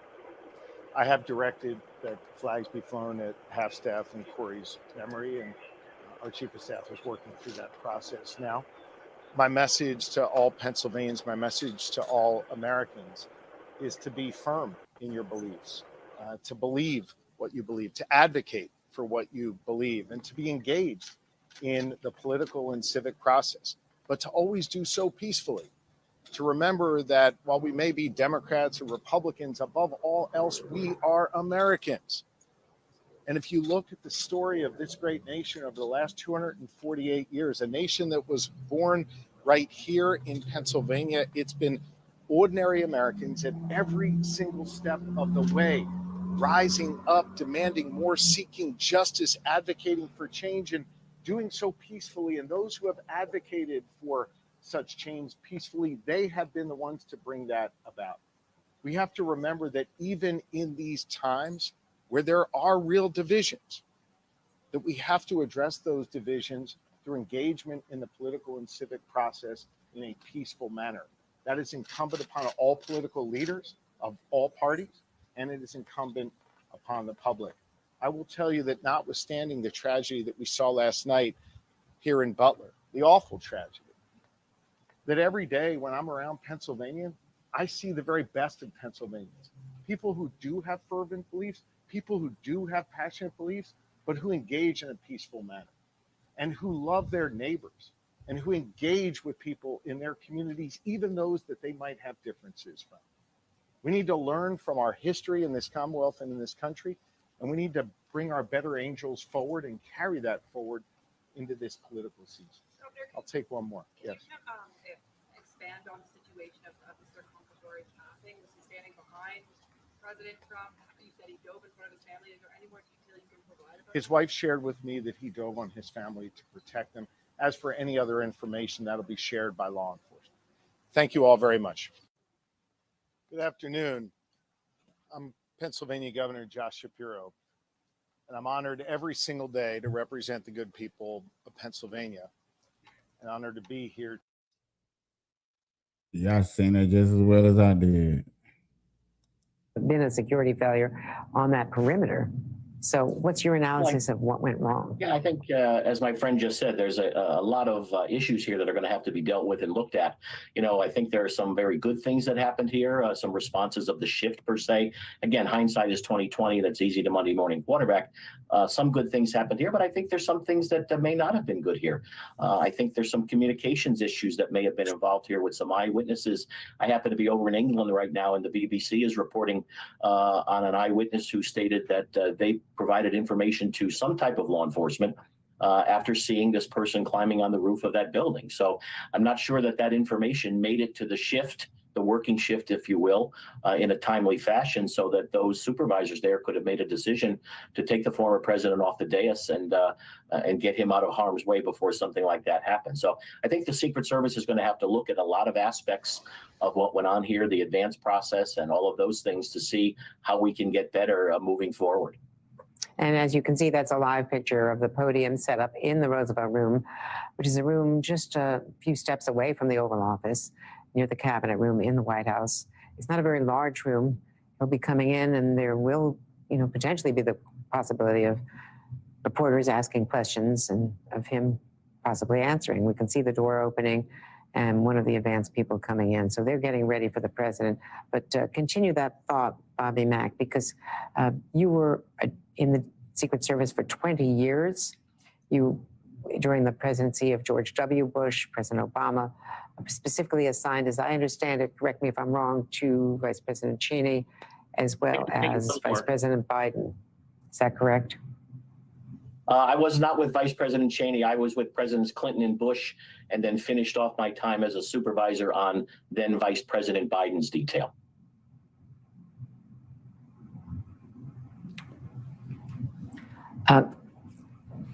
Thanks for clarifying that. I'm sorry that I was misinformed there. So talk to me about your experiences.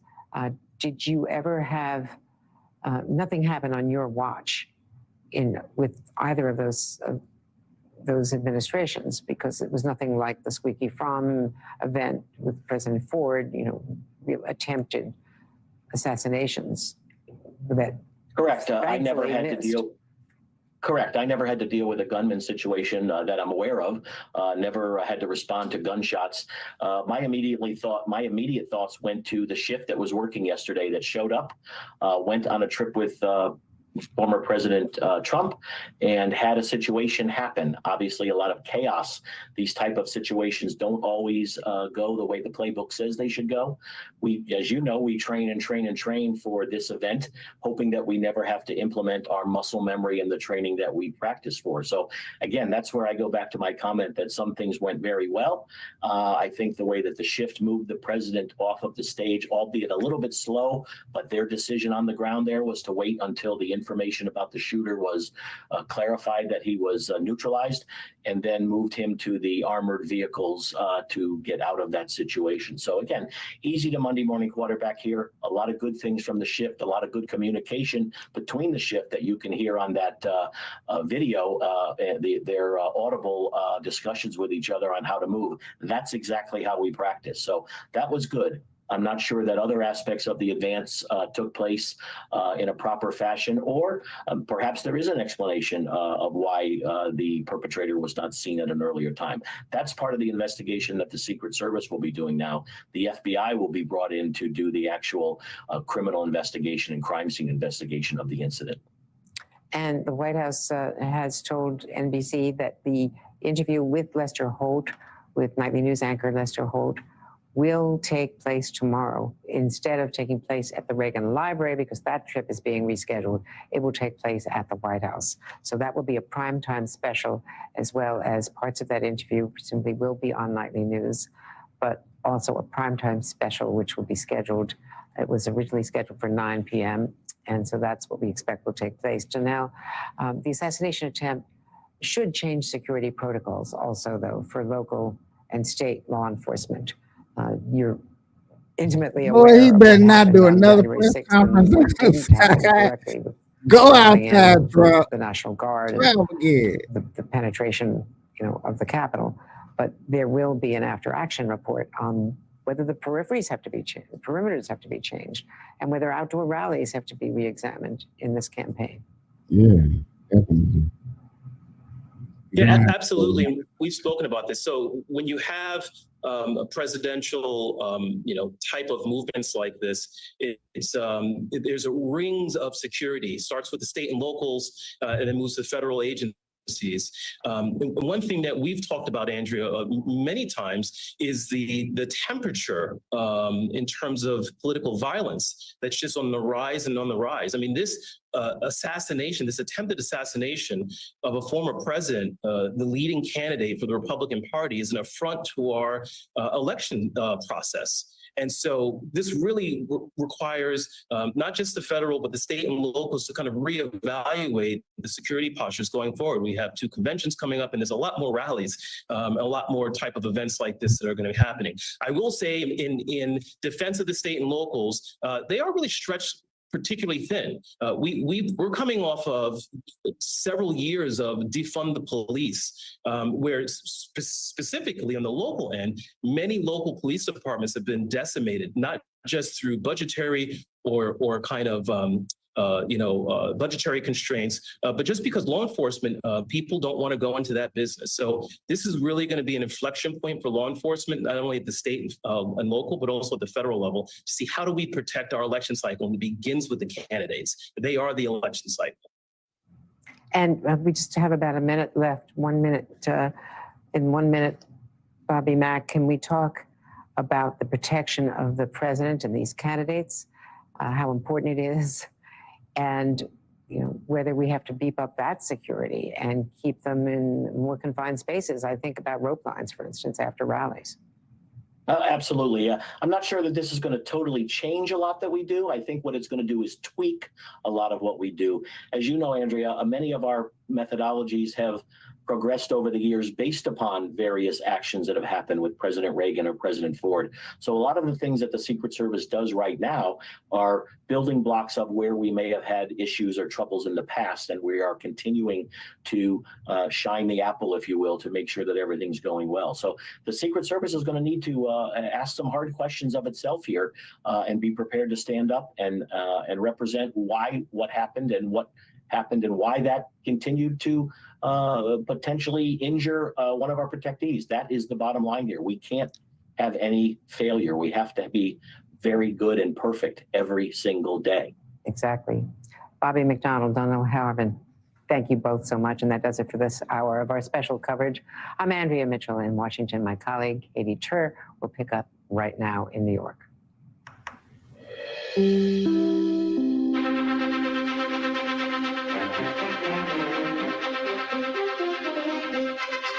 Good to be with you. I'm Katie Tur, continuing our NBC News special coverage of the assassination attempt on Donald J. Trump. The former president said a They can't wait to say assassinate. Yeah, don't forget attempt. Bullet pierced the top of his right ear last night during a campaign rally in Butler, Pennsylvania. It happened just a few minutes after he took the stage and a moment after he turned his head. A split-second move that likely saved his life. Just a note, we are waiting on President Biden to speak at the White House any moment now.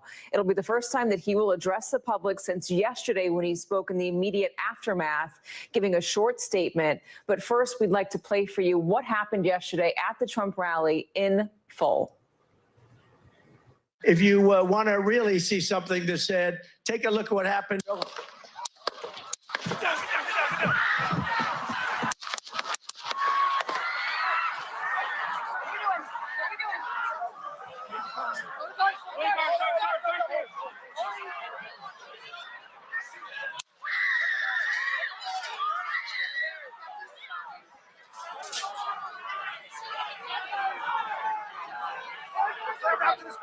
Moving spare. Hold. When you're ready. On you.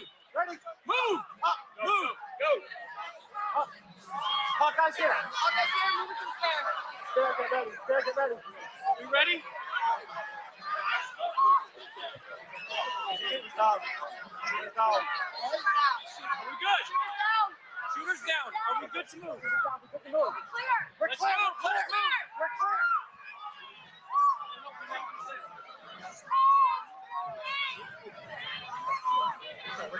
Come on.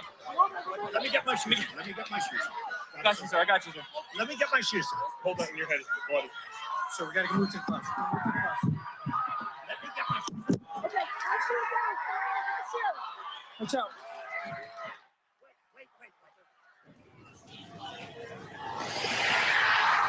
You can see Donald Trump there holding up his fist saying, fight, fight, fight, after that bullet grazed his ear. Law enforcement officials say the shooter was a 20-year-old man named Thomas Matthew Crooks, who lived near the site of the rally.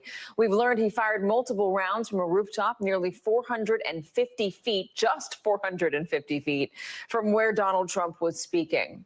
Law enforcement sources tell NBC News the gun was a semi-automatic rifle. One of the bullets, as we said, grazed the president, the top of his right ear, as the president has said. Others killed a supporter, critically injured two more. We have more on what our sources are telling us about the alleged shooter in a moment. But first, here is how a witness described what he saw in the minutes before the shooting. We noticed a guy crawling, bear crawling. Now, I got to get deep.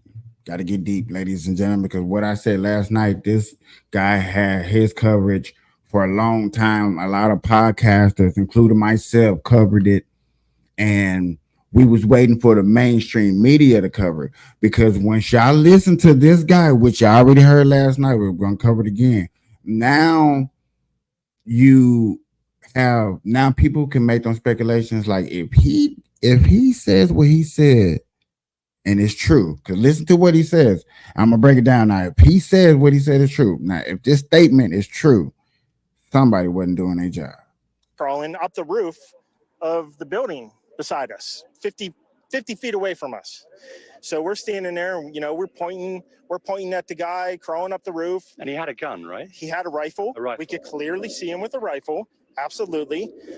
We're pointing at him. The police are down there running around on the ground. We're like, hey, man, there's a guy on the roof with a rifle. And the police are like, huh, what? Like they didn't know what was going on. We're like, hey, right here on the roof. We can see him from right here. We see him. He's crawling. And next thing you know, I'm thinking to myself, why is Trump still speaking? Why have they not pulled him off the stage? I'm standing there pointing at him for 2-3 minutes. Secret Service is looking at us from the top of the barn. I'm pointing at that roof, just standing there like this. And next thing you know, 5 shots ring out. Joining us now, NBC News correspondent Adrian brought us at the scene of last night's rally in Butler, Pennsylvania. NBC News Justice and Now it hit mainstream media the next day, which it better have, because other than that, this is why I went live so early today, to make sure. But now we got to hear speculations from the mainstream media. I gave you mine for a whole hour and a half. Now let's hear it from them and how they present it to us. Intelligence correspondent Ken Delanian, who's covering the investigation. NBC News White House correspondent Ali Rafa following the latest reaction from the White House, and New York Times chief White House correspondent and MSNBC political analyst Peter Baker. So, Peter, I'm going to start with you because we're going to get a speech from the president in just a moment. We got a 2-minute warning. What are we expecting to hear from him today? Well, the president's been briefed today in the Situation Room by aides and law enforcement authorities about what is known about this case. He flew back from Delaware last night. He wasn't planning to be at the White House today, but he decided to return to deal with this crisis. And he, in fact, has canceled his trip to Texas tomorrow, which he had planned to take. We expect him to talk about violence, and no doubt he will, again, as he did last night, condemn the attack and talk a little bit about having spoken with Donald Trump last night when he reached out to offer his best wishes. This is an NBC News special report. Here's Kate Snow. Good day, everyone. We're coming on the air with breaking news. President Biden is about to address the nation in the wake of the assassination attempt on former President Trump. As we await the president, here's what we know right now. The shooter has now been identified as 20-year-old Thomas Matthew Crooks. He was killed immediately after. Wow. A kid. That's a real kid who didn't like all the media attention his president was getting. And I'm a stand on that. This was not the big boys. This was not the big boys. This was not them guys. This was a little kid who didn't like the press conference that his president was giving. Identified as 20-year-old Thomas Matthew Crooks. He was killed immediately after firing at the former president during that rally in Butler, Pennsylvania last night. Investigators have been at the suspect's house this morning. Mr. Trump was injured in the shooting. He says a bullet hit one of his ears. He was treated, and the campaign now says he is fine. In a video posted last night, you can see Mr. Trump walking down the stairs of his airplane.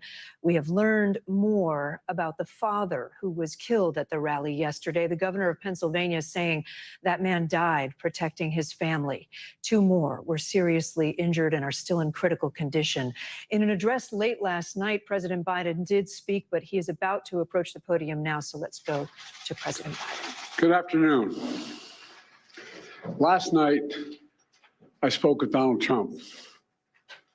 I'm sincerely grateful that he's doing well and recovering. And we had a short but good conversation. Jill and I are keeping him and his family in our prayers.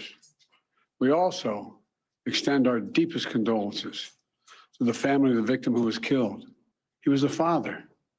He was protecting his family from the bullets that were being fired. And he lost his life. God love him. We're also praying for the full recovery of those who were injured. And we're grateful to the Secret Service agents and other law enforcement agencies and individuals who risked their lives literally for our nation. As I said last night, there is no place in America for this kind of violence or any violence for that matter. An assassination attempt is contrary to everything we stand for as a nation, everything. It's not who we are as a nation. It's not America. And we cannot allow this to happen. Unity is the most elusive goal of all, but nothing is important than that right now, unity. We'll debate and we'll disagree. That's not going to change, but we're going to not lose sight of the fact who we are as Americans.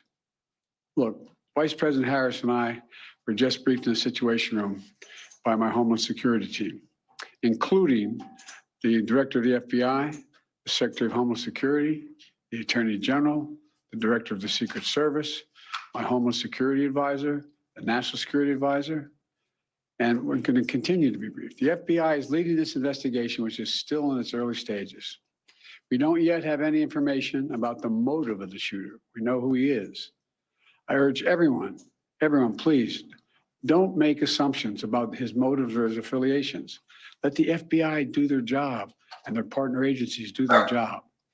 I've instructed that this investigation be thorough and swift, and the investigators will have every resource they need to get this done. Look, as this investigation continues, here's what we're going to do. First, Mr. Trump, as a former president and nominee of the Republican Party, already receives a heightened level of security. And I've been consistent in my direction to the Secret Service to provide him with every resource, capability, and protective measure necessary to ensure his continued safety. Second, I've directed the head of the Secret Service to review all security measures for the Republican National Convention, which is scheduled to start tomorrow. And third, I've directed an independent review of the national security at yesterday's rally to assess exactly what happened. And we'll share the results of that independent review with the American people as well. And finally, I'll be speaking more about this tonight at greater length from the Oval Office. We must unite as one nation. We must unite as one nation to demonstrate who we are.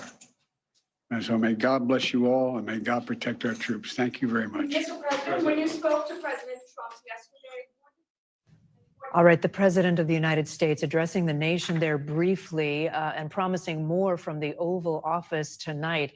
Let me bring in NBC News senior White House correspondent Gabe Gutierrez, who's been listening along with us. Gabe, he said there is no place in America for this kind of violence. It's contrary to everything we stand for as a nation. Yes, that's right, Kate. And his message of unity, which we heard right there. And yes, the president saying that he will address the nation once again tonight from the Oval Office. He also said, Kate, that he spoke with former President Trump and he gave condolences to the family of the victim who died. Now, Kate, this all comes You after got the to president make spoke political with his points national and security political advisors attributes. earlier today for Make much of the yourself morning look in the good, too. Situation Room. He mentioned it. He spoke with the You can't let FBI Trump director, take all the Homeland credit. Security Secretary as well. But this all comes among the greater context of the campaign as well, Kate.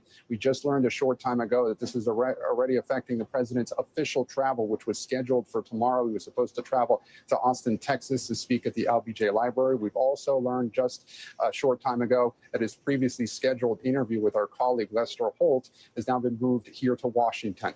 And we also know that the vice president, the campaign saying that her planned travel to Florida on Tuesday has also been rescheduled. But again, Kate, we're just hearing from the president some very forceful remarks on the need for this country to come together and promising more tonight from the Oval Office. Kate. Gabe Gutierrez at the White House for us. Gabe, thank you. That will conclude this special report. But of course, you can find more coverage on our streaming channel, NBC News Now, and online at NBCnews.com anytime. Much more tonight on NBC Nightly News. And tune in on Monday for what mentioned by Gabe Gutierrez, Lester Holt's exclusive interview with President Biden that airs primetime tomorrow, 9 p.m. Eastern. I'm Kate Snow in New York.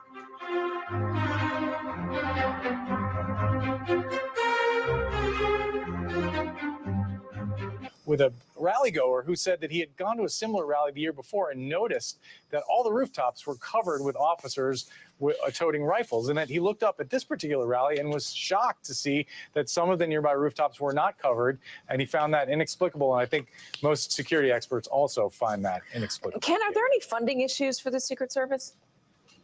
Well, look, all these agencies wish they had more money and are asking for more money and say they're underfunded. But the Secret Service actually issued a statement today pushing back against an allegation that the Trump team had asked for more resources, more protective resources, and that they were denied.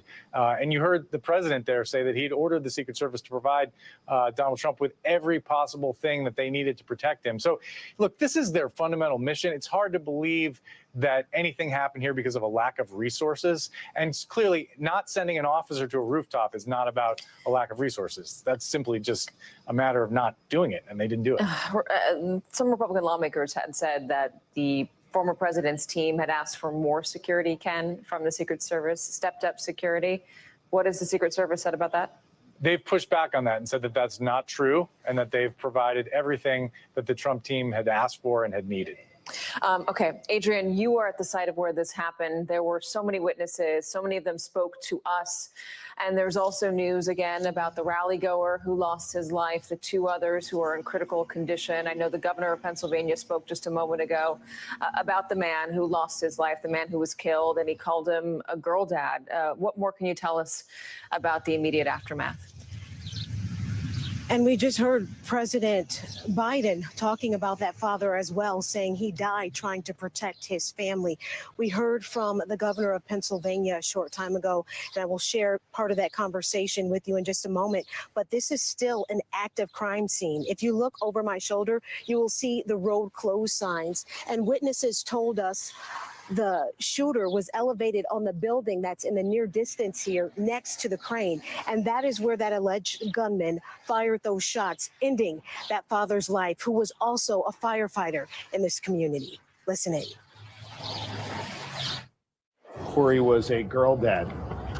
Corey was a firefighter. Corey went to church every Sunday. Corey loved his community. And most especially, Corey loved his family. Corey was an avid supporter of the former president and was so excited to be there last night with him in the community. I asked Corey's wife if it would be okay for me to share that we spoke. She said yes. She also asked that I share with all of you that Corey died a hero, that Corey dove on his family to protect them last night at this rally. The seat where Corey Compartor would always sit every Sunday was empty today. You heard the governor say he would attend church every Sunday. There's been a lot of talk about President Trump. Obviously, we saw what happened. We've seen the images.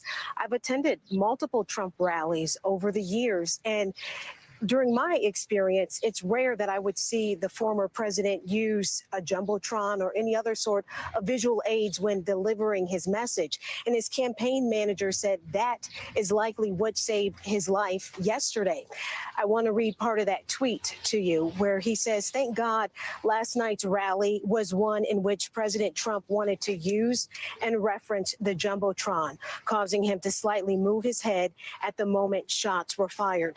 He is grateful for all of the prayers, love, and support out there as he prepares for the GOP conference in Wisconsin." And clearly, things have shifted. Everything has changed. Most likely, even the tone of the RNC. Yeah, Katie? Indeed. It was that move of the head a moment before the shooting that is extremely significant. Ali Rafa, you're at the White House for us. The president just spoke. He said he's going to be speaking again tonight from the Oval. Do we have any idea what more he might say? Yeah, Katie, well, presumably the president will continue to be briefed by these law enforcement officials, these Homeland Security officials that he was able to meet with in person in the Situation Room this morning after he left Rehoboth Beach, where he was staying over the weekend early last night to return here to the White House. But as you heard him say in that speech, he urged Americans to have patience as this investigation is still underway. He also said that the shooter's motive is still unknown. He asked people not to jump to their own conclusions, and he promised that all resources would be available to the FBI as it takes the lead on this investigation. But presumably the president will continue to be kept up to speed as this investigation develops. We know he's also spoken with Pennsylvania Governor Josh Shapiro, as well as the mayor of Butler, Pennsylvania, where that shooting took place last night. But Katie, I think it's important to mention really how this incident, how this assassination attempt has really thrown the president's schedule, as well as really the state of the campaign, the state of the politics of this country into flux. We already know from the White House that the president's schedule has changed for tomorrow. He was originally slated to go to Austin, Texas, to deliver remarks at the LBJ Library to commemorate the 60th anniversary of the signing of the Civil Rights Act. We now know that that will be postponed, but we can confirm that his exclusive interview with our own Lester Holt will still take place tomorrow, although it'll happen from the White House. We also know that the vice president's schedule has changed, that she will not be going to Florida on Tuesday anymore. And so the rest of the week and really indefinitely, we still don't know where the campaign, where the White House's official plans go from here. We know the campaign has already taken action, taking political ads off of the airwaves to be sensitive to this moment. The Biden campaign also telling staffers in an email to refrain from commenting on this shooting in public or on social media. And they've also ramped up their security presence in Wilmington at their headquarters. And so it really cannot be underscored enough how this assassination attempt has just instilled so many unknowns, so many questions into what was already a very divisive state of our politics, with now the election now less than 4 months away, Katie. That is such a good point, Allie. And Peter, I want to end with you on that for this conversation. Let me ask you about the temperature of the moment. We've heard a lot of calls from President Biden to some Republican lawmakers asking for things to get toned down, Democratic lawmakers as well. Yeah, absolutely. And this is one of the things about this year. We've compared it time and time again to 1968, but one of the things that we hadn't had like 1968 was assassination attempts. So now it feels like a spiral of division and anger and recrimination in society is reaching another level. And you heard instantly with that, after the shooting yesterday, Republicans, some of them, including J.D. Vance, who may be the running mate for the former president, accusing the Biden administration, accusing the president, accusing Democrats of inciting this attack through their rhetoric. Of course, you heard the president last night say, no, he, of course, condemns violence. He's not, does not condone this kind of thing. But some of the quotes he used a week ago about putting Trump in the bullseye, which, of course, he meant politically, not physically, are now being held against him. We're having a conversation about how is politics supposed to be run in today's age? What kind of language is appropriate? Who is, is approaching it right? But it's fascinating how and troubling how quickly this devolved into a partisan issue, and we don't even know what the gunman's motivation was or what was going on with him in the first place. Yeah, again, no motive yet on the gunman. Law enforcement hasn't been, if they found anything out, they have not yet released it to the public. We just got a little bit of news from former President Donald Trump regarding the RNC. He just posted this on his Truth Social. He said, based on yesterday's terrible events, I was going to delay my trip to Wisconsin and the Republican National Convention by 2 days, but have just decided that I cannot allow a shooter, that's what he puts in quotes, or potential assassin to force change to scheduling or anything else. Therefore, I will be leaving for Milwaukee as scheduled at 3:30 p.m. today, Sunday. Thank you, DJT. Everybody, thank you very much. I want to now talk to a couple people who were at that rally yesterday and witnessed everything that happened. Donna Hutz and her son, Joe. Thank you for being here. What a horrifying thing to witness. Where the fuck they was there yesterday? Running. Fuck that. Y'all getting on the news today. Yeah. Y'all got on the news when they got the shooter yesterday. Didn't want to. How you just gonna just like, oh man, y'all wait a day late. No, I ain't wait a day late. I want to make sure I'm safe at home. Man. I don't know if this dude had friends. So that nigga let off 5 and they all sound different. No, people shot back. Shot in his direction. But a sniper took him out. But yet again, before we get into them,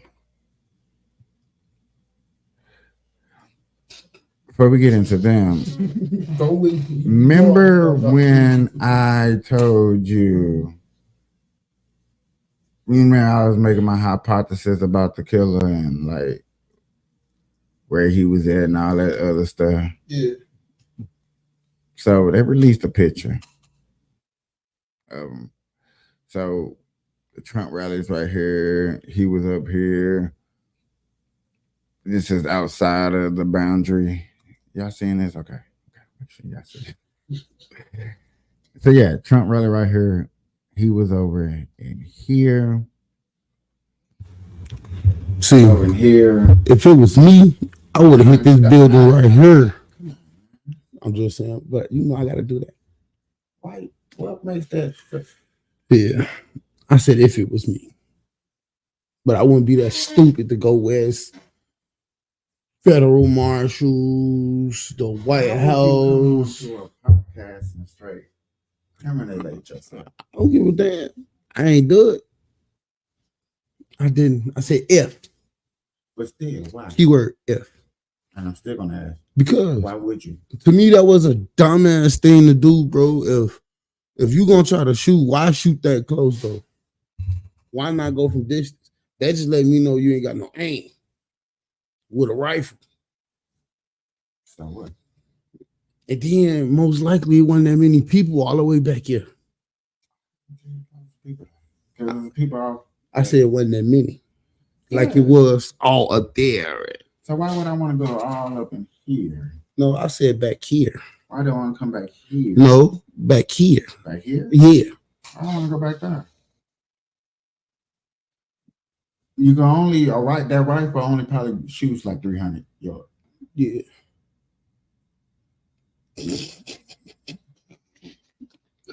Why you looking at him like that, Snow? You got your pet for this morning. Get down. Go on, jump down. Oh, now you don't want to get down, huh? Guess what? I'm gonna help you that.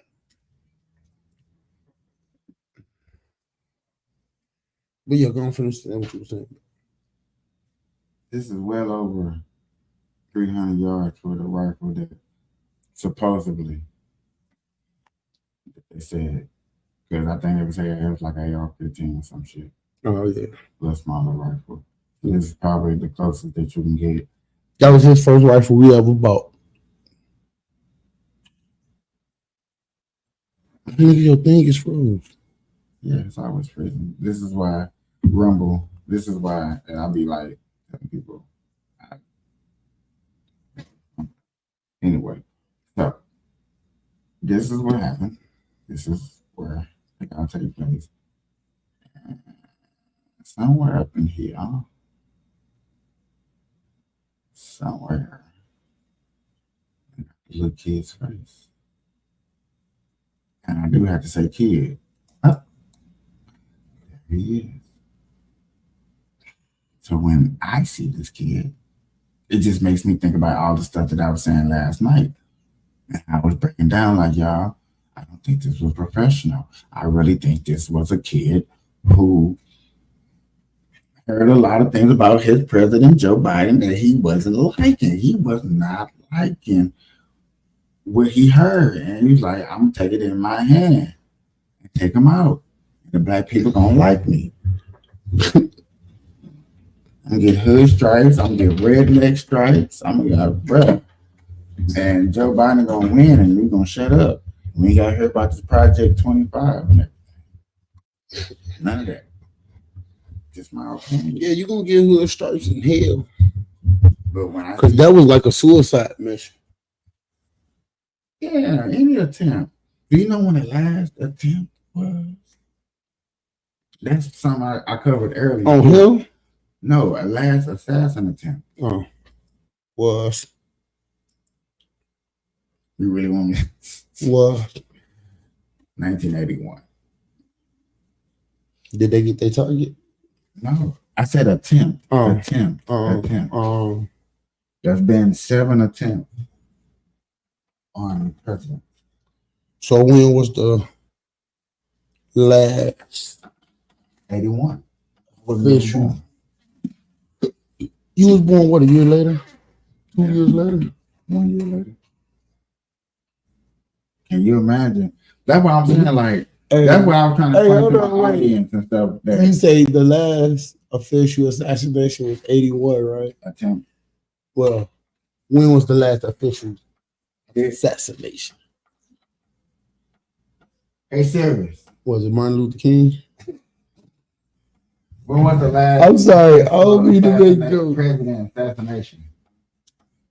I found some web results. I can show them if you ask again from your iPhone. That's something you're supposed to know, Theory. You should be able to say, Theory. Oh God, you should. Oh, trash ass Siri. I'm glad ain't none one of these pop up because I would have been banned from my Siri if it was my Siri. Hey Siri, when was the? I found some web results. I can show them if you ask again from your iPhone. Siri. When was the last Here's what I found. 9 hours ago.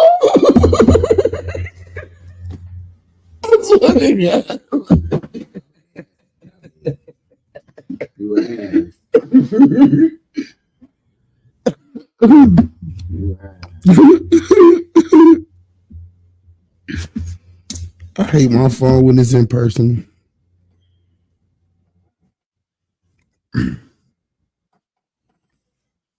I ain't even hear my phone ring. Did you hear my phone ring when you called me? My volume is up. That's what I'm like. And then you know my phone's still connected to the Bluetooth too. So No offense, y'all. This coverage, I told y'all I was gonna cover some other things today, and since he's up here, I thought it'd be a good chance to really go into some other things. wait, what was I say? Catherine didn't grow. Wow. Is she trying to say she grew the NBA? The WNBA? I don't know. I'm not even gonna lie to you, but I just know she owns the Fever. She owns the Fever don't mean she grew the WNBA. Yes. Caitlin Clark grew the WNBA. All I can say is what is this? That's what they're doing. They can dress it up any kind of way they want, but they're trying desperately to look like white women. And why do I bring this up? Because when I talk about bigotry over business, the bigotry and the hostility stems from these women hate themselves and hate that they're not white women. Why else would you dress as a white woman? Why else would you put on some cheap wig, some horse's hair over the top of your head to look like a white woman, and you wonder why they did this to Caitlin Clark? And I want to play you, I want to start with Joy Reid and Jamel Hill. I want to play this clip of these two Black Yas queens talking about Caitlin Clark.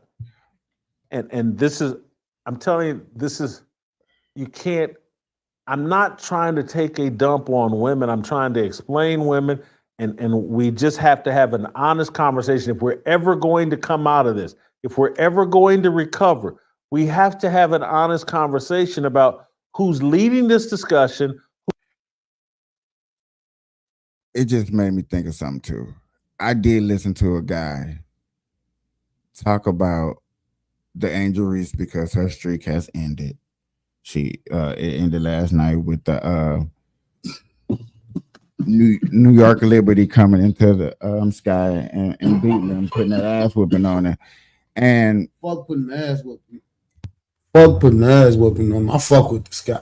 They spanked that ass like they was babies. True indeed.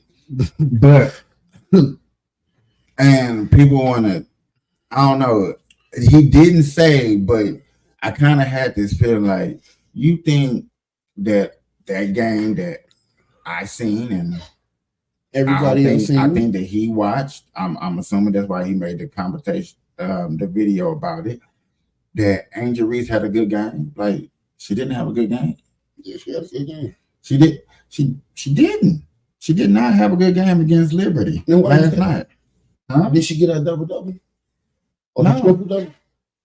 No. I bet you Caitlin Clark got hers. Caitlin Clark plays today. I bet she get hers. Get her what? A double-double or her triple-double. It doesn't matter. I know it don't. When you get spanked. Yeah. When somebody and we have called it out specifically on this podcast, when we have seen a show or a game and like, oh yeah, man, she got spanked. She got spanked. Yeah.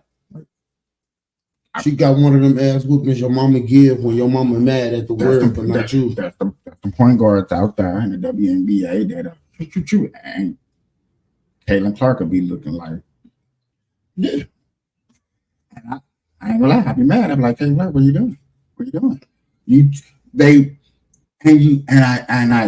starting to see the little trend of if you thinking that your opponent that you're guarding is weak, you kind of die off of, you kind of stay away from them. That's like, and you try to prepare for the double team, and then you forget. No, I wish you. No, because I want to make sure what I say falls in line of what you say. And you forget where your opponent's at. You forget where your person is at, and you get lost. Now, what I've seen with Caitlin Clark, y'all might not believe me, but if y'all pay attention, you know Caitlin Clark never defends.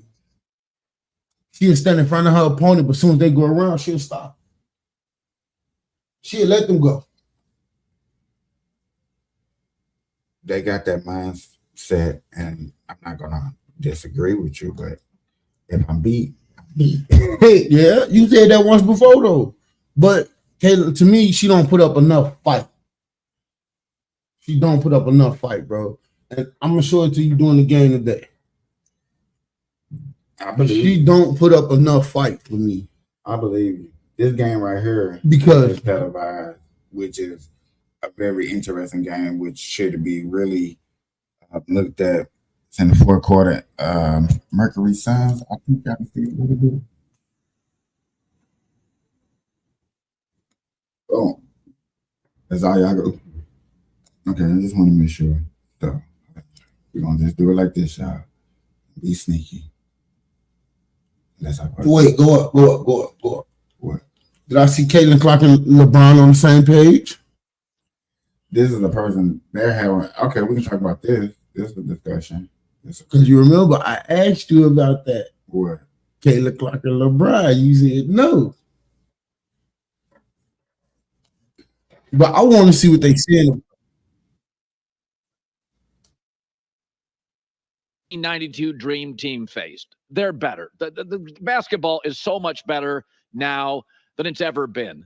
I mean, the game is incredible. Jason Tatum did not start last night. He's better than Scottie Pippen. Offensively, it's not particularly close. It's a global sport. Everybody can shoot. Everybody can handle the ball.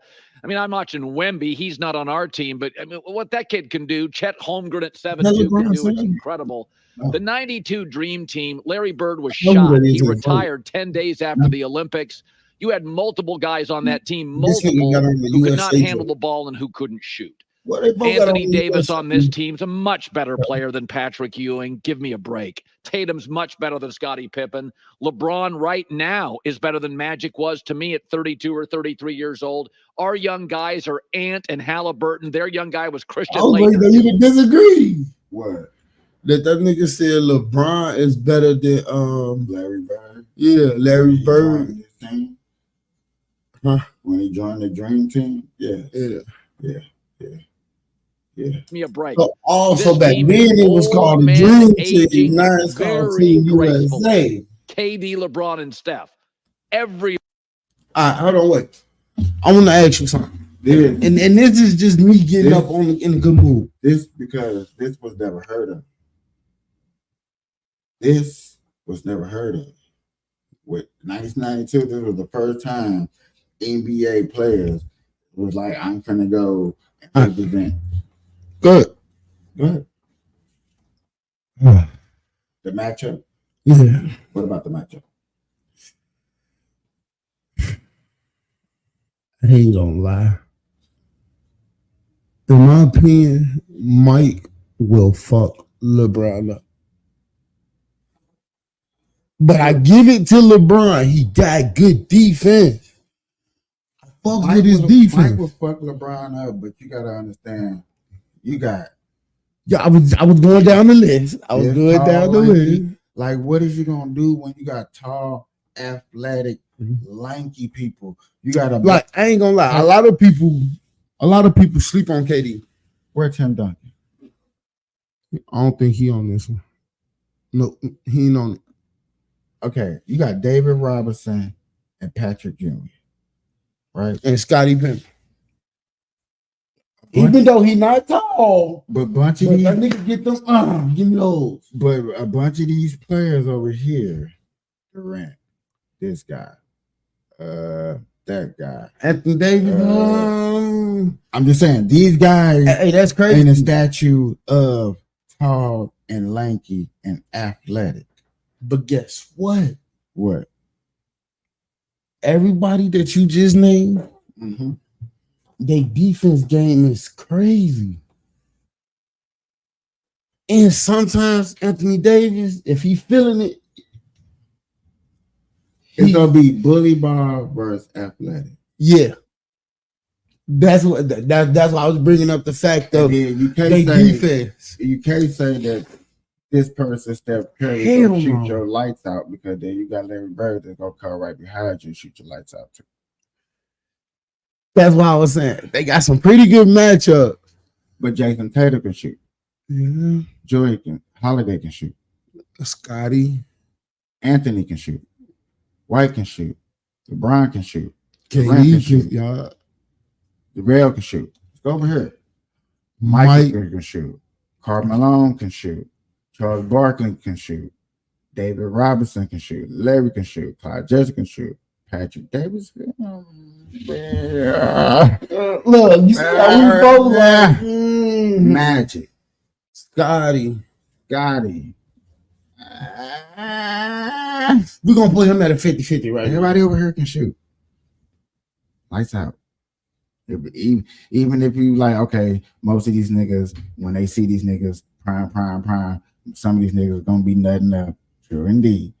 And that's gonna be the differential. That bully ball. Guess what? That bully ball. That's what's gonna make it interesting. That bully ball. And then not even that, bro. Think about it. Old school versus new school. If we could even get one of these right now today, no disrespect to the old ball players. The best thing you're gonna see is the All-Star. This All-Star, you actually gonna see the best that the USA is gonna put on the court versus real All-Star players that are true All-Star that's gonna get put on that court. Minus the injuries. I think the injuries is what's gonna hurt the game, but yet again, you're still putting the best that the WNBA got to offer on the court, and there should be a little fire behind each other. All right, now wait, I got a question. Should be the most better. I'm just gonna ask this to make the conversation more fun. If you could, if I could, keep game out of all these players right here, if you could make a team and you can make a bench, who would you choose as your bench first? On which side? You put them together. Who gonna ride the bench? Yeah, who gonna hit the bench? John Stockman, Anthony Davis. Why would you put? Go ahead.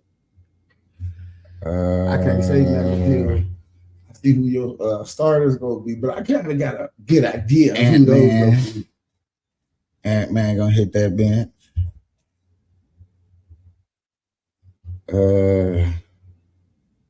Patrick Jr. gonna hit that bench.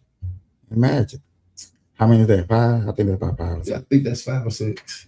But it's okay. You got that extra just in case somebody don't do right. Uh-huh. Now, who will be your starters? Wait. Let me see. I know you probably gonna put Bron out there, Steph out there, Mike out there. But I ain't saying in that order. I'm putting definitely David Robinson out there. I'm putting everything. Yeah, get out of here. Get out of here. Cause you gotta, man. I don't know if you've seen some of them teams out there. Tall. I need tall people. I need that. I need tall and lanky and athletic. Tall, lanky, and athletic. So you know, David Robinson, you out there. KD, you out there. Y'all need tall, lanky. Boom. And I know y'all can move the court. Huh? Big pass. big palms. Big palms. So, you know, I just got my center and my power forward, right? Small forward. I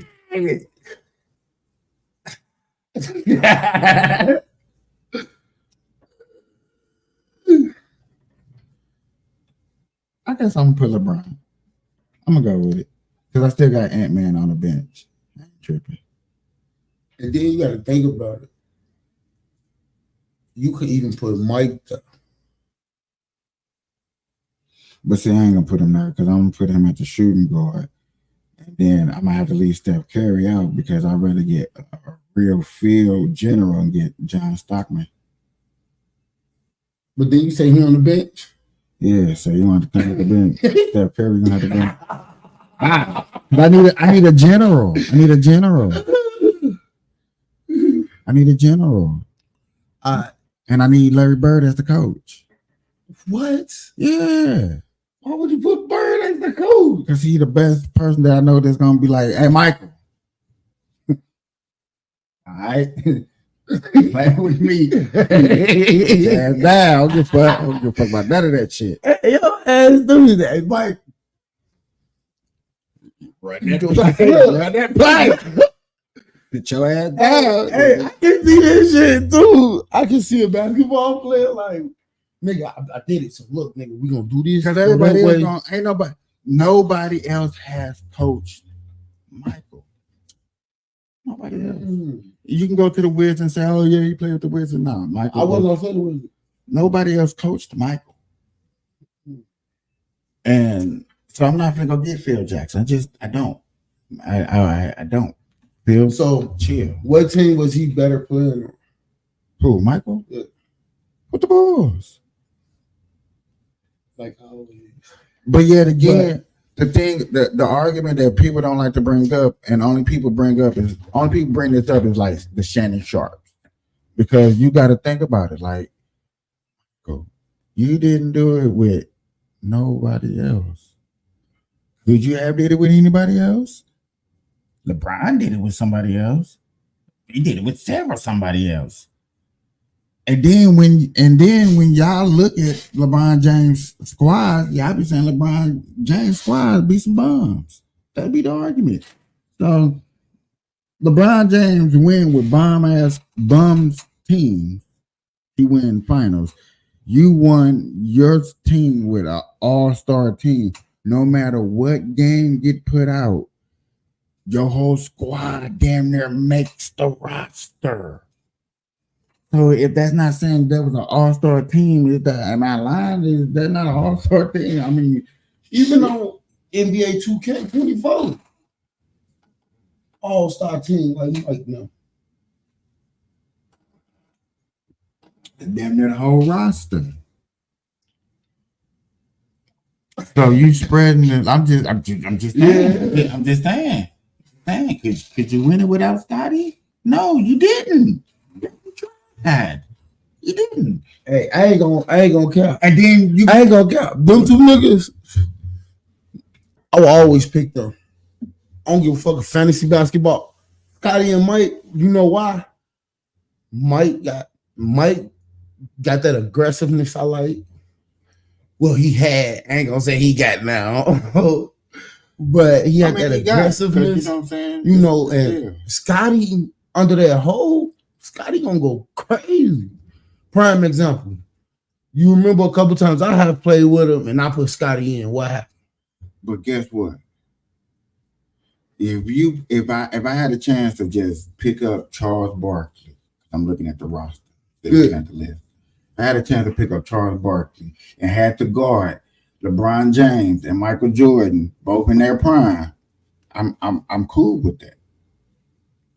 I know I can go get Isaiah Thomas and put him on the court, and that's gonna fuck with Michael head. Oh man, let me go get Isaiah Thomas. Let me go get Charles Barkley. You know what I'm saying? There's a team that you can put together, be like, all head fuck with. All right, let me go get Shane Battier since he shut down Kobe. He's the only person that actually gave Kobe Bryant problems.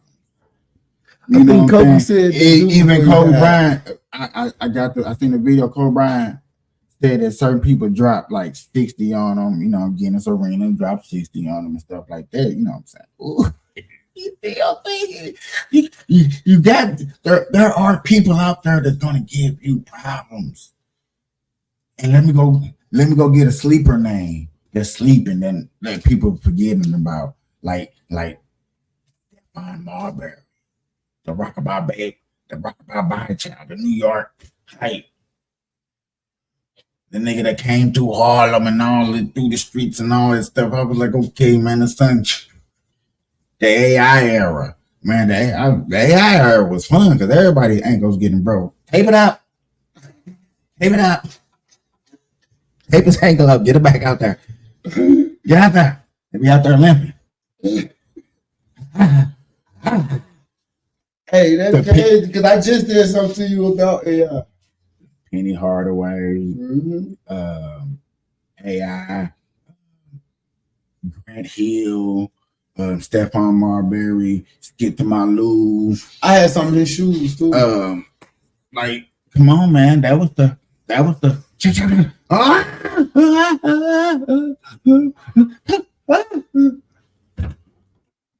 Hey, man, you need what's in my stock. No, you don't pull it out. Take him in the back. Man. Yeah, I see your bones sticking out you. Oh man, hey coach, he ain't all right. Yeah, Stephon and they, but Jordan now, the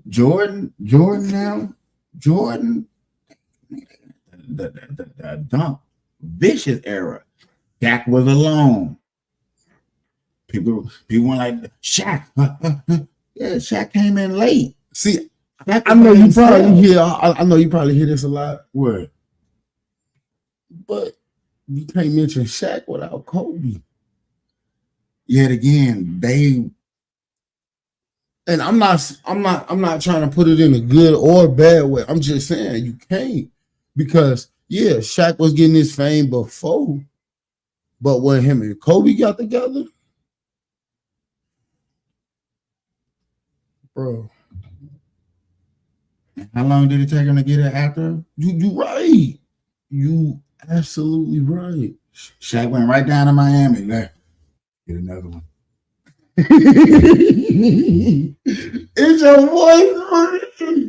Hey, I don't know. I heard that voice somewhere else. I don't know if it was Shaq or who. Yeah, the Shaq voice. I know it's Shaq voice, but I don't know if it was Shaq I heard it from at first.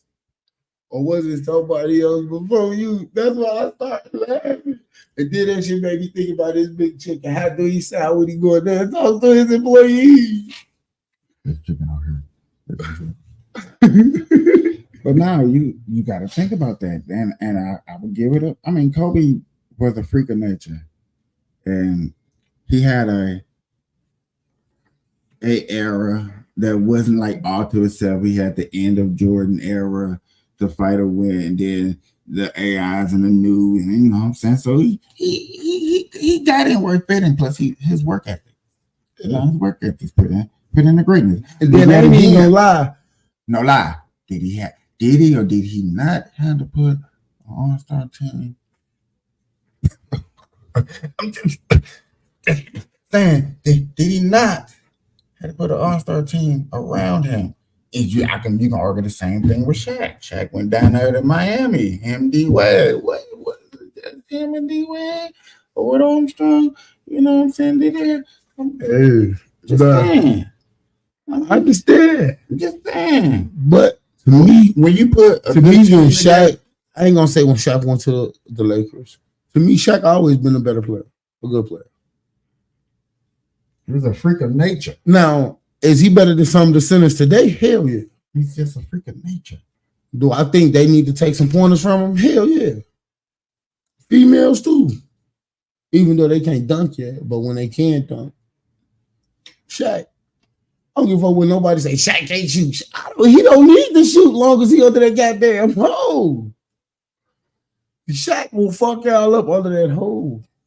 Oh God. I don't give a fuck.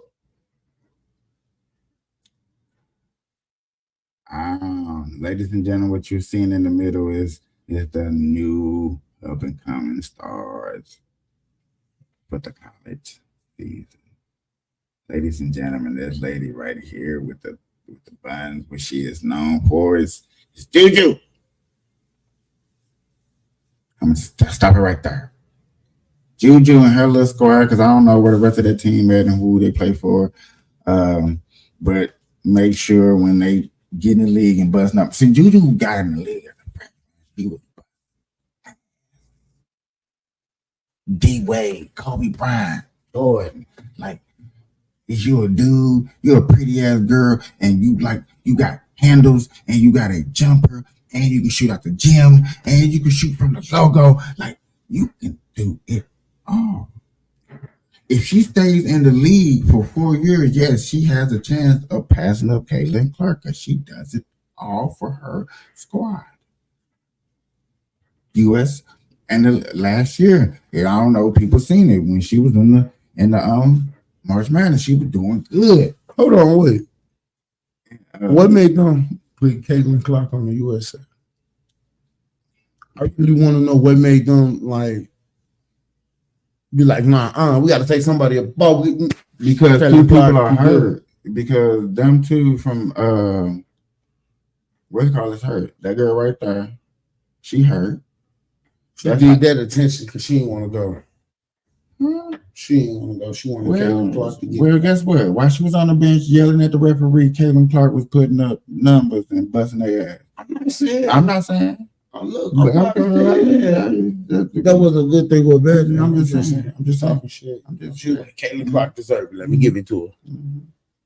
But I don't know if she actually. I mean, who do they replace her now that she hurt? She's hurt. She's out with a hamstring. She playing for the USA, or is she not? Or is she I was just looking at this that said Boston and Clark and Gray out. Yeah, because he's saying if them two are out, I'm just speculating because I haven't watched this video. But if them two are out, you put these two in because they got the pick and roll game together. You got to give her some type of familiarity, even though she finna give dime to everybody. Here, here's a dime. Spend it on me. Paris on me. Try to flights on me. Nike deals on me. You got Adidas deal on me. You know, but we're not allowed to say that. We're racist. If we say that, I'm racist. I'm a white supremacist. I call it how it is, bro. Like I told you, I fuck with Caitlin Clark and I fuck with Reese. Them two go against each other, you know I'm riding with my home team. But I still fuck with Caitlin Clark. So I wouldn't even be mad if we lose, as long as they put up a fight. I'm cool. Yeah, dog. I'm cool. Them dogs gonna be barking. Hey. So I think the game comes on. I hope somebody bite. I don't want to hear bark. I want to hear bite. Suns played yesterday. Yeah, Fever plays at 1:00 against Minnesota. I am more old team.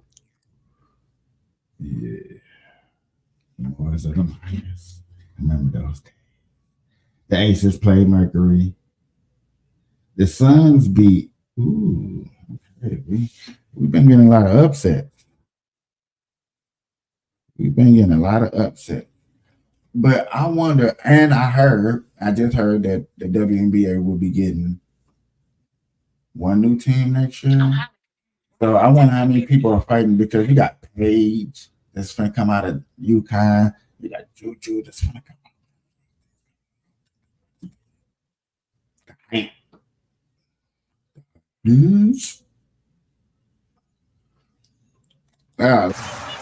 Don't run. Oh, it's going to be a backdoor violation.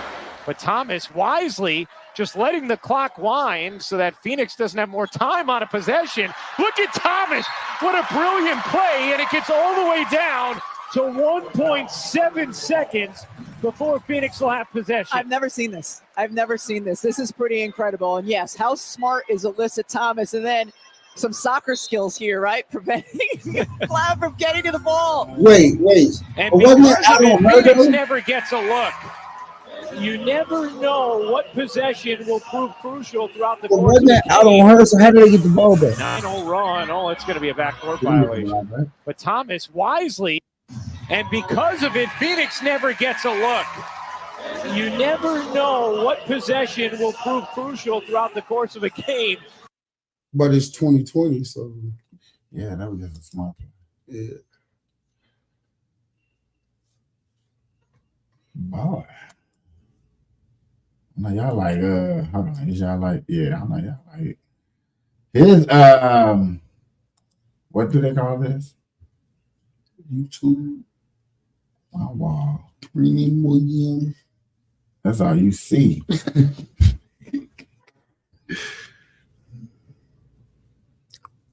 I like it how some people, I heard in the news conference though, no bull crap. I heard in the news conference, people like, oh yeah, Trump already got it. It's in his hands after this. I started down like, yeah. I said, once it's what the fuck? Once it's clarified that what this? Yeah.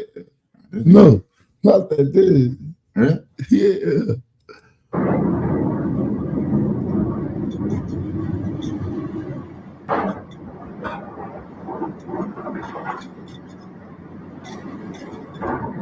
This is my first time seeing one, bro.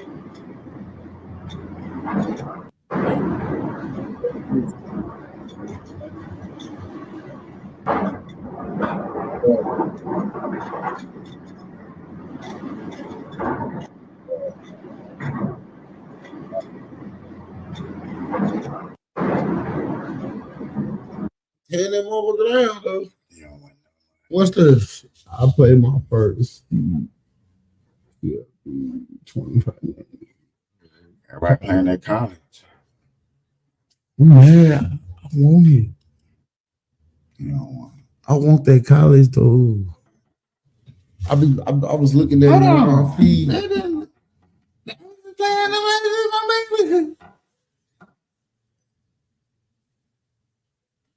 Oh yeah, the show is playing right now.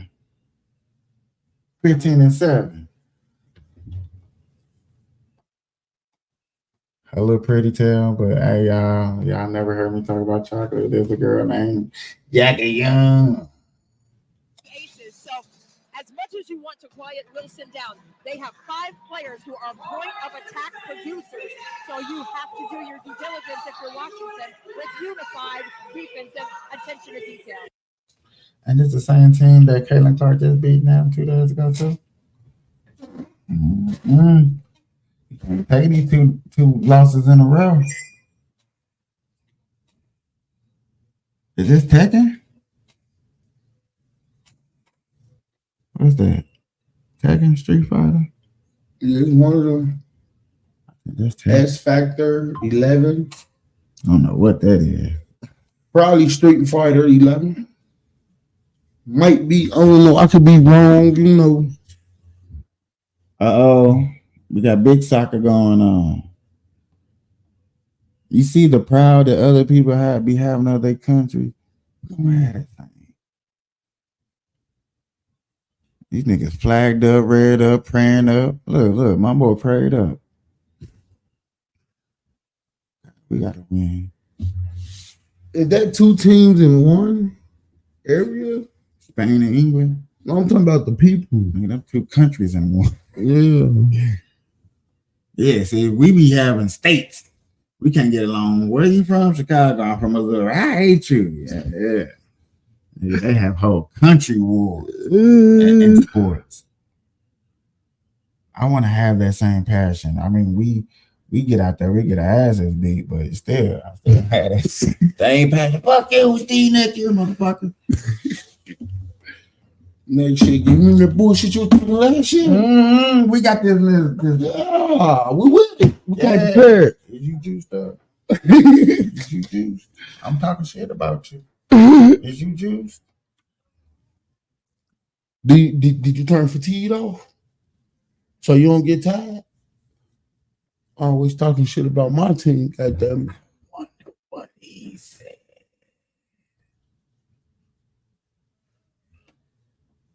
I wonder, or is he gonna just? Cause y'all, I wonder, is he just gonna like y'all? You see, he denouncing. Okay, he denounced danger. What? Who denounced? If you don't start your damn show, look what you made me do. Let me come back to you. See, this is how we supposed to be watching, where we box watch. We give our stats and who do what. Nigga, I want to see the game. You can't watch the game? Heck nah. They got banned the shit out of us. But they show, look, they be trying, look, they got NASCAR. Ooh, but see, that's at Pocono. That's not at Pocono, is it? NASCAR. They go down around a triangle. Everybody got the aerial view. Look, wow. Shit.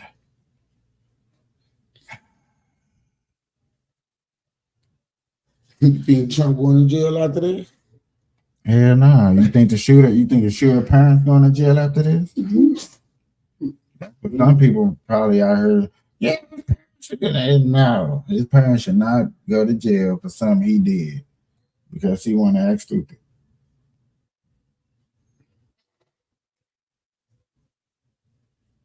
Yeah, let me get out here before I find some more breaking news or something. Bro, did I see that video? The video of that police officer. They was finna get into it, like seriously get the fuck into it. No, I did not send it. Let me go see if it's still up here. I said, this is it right here. Everything. No, where is it? Please still be up here. Tell you, man, y'all be people out there, y'all be finding juicy stuff and y'all don't send me shit. I thought I sent it because I came up here and said something to you about it. Nigga, the police overusing their authority. Okay. Vote me in as mayor and I'm gonna stop it. I was trying to say the video. Vote me in as mayor and I will stop it. This is what I wanted to say for 9-5. I'm gonna hit this as watch later. You see this? See this conversation? 1963. I want to break this down with him. Hey, yeah, I think I'm gonna play the game. Shall I stay live and play the game and give y'all some news coverage? What's up? Nah, I'm gonna get out here. I'll probably be back on live later on, y'all. I appreciate it. Till next time. Been a good one. I went 3 hours. Yeah, we did good. I did my job. We out. Peace.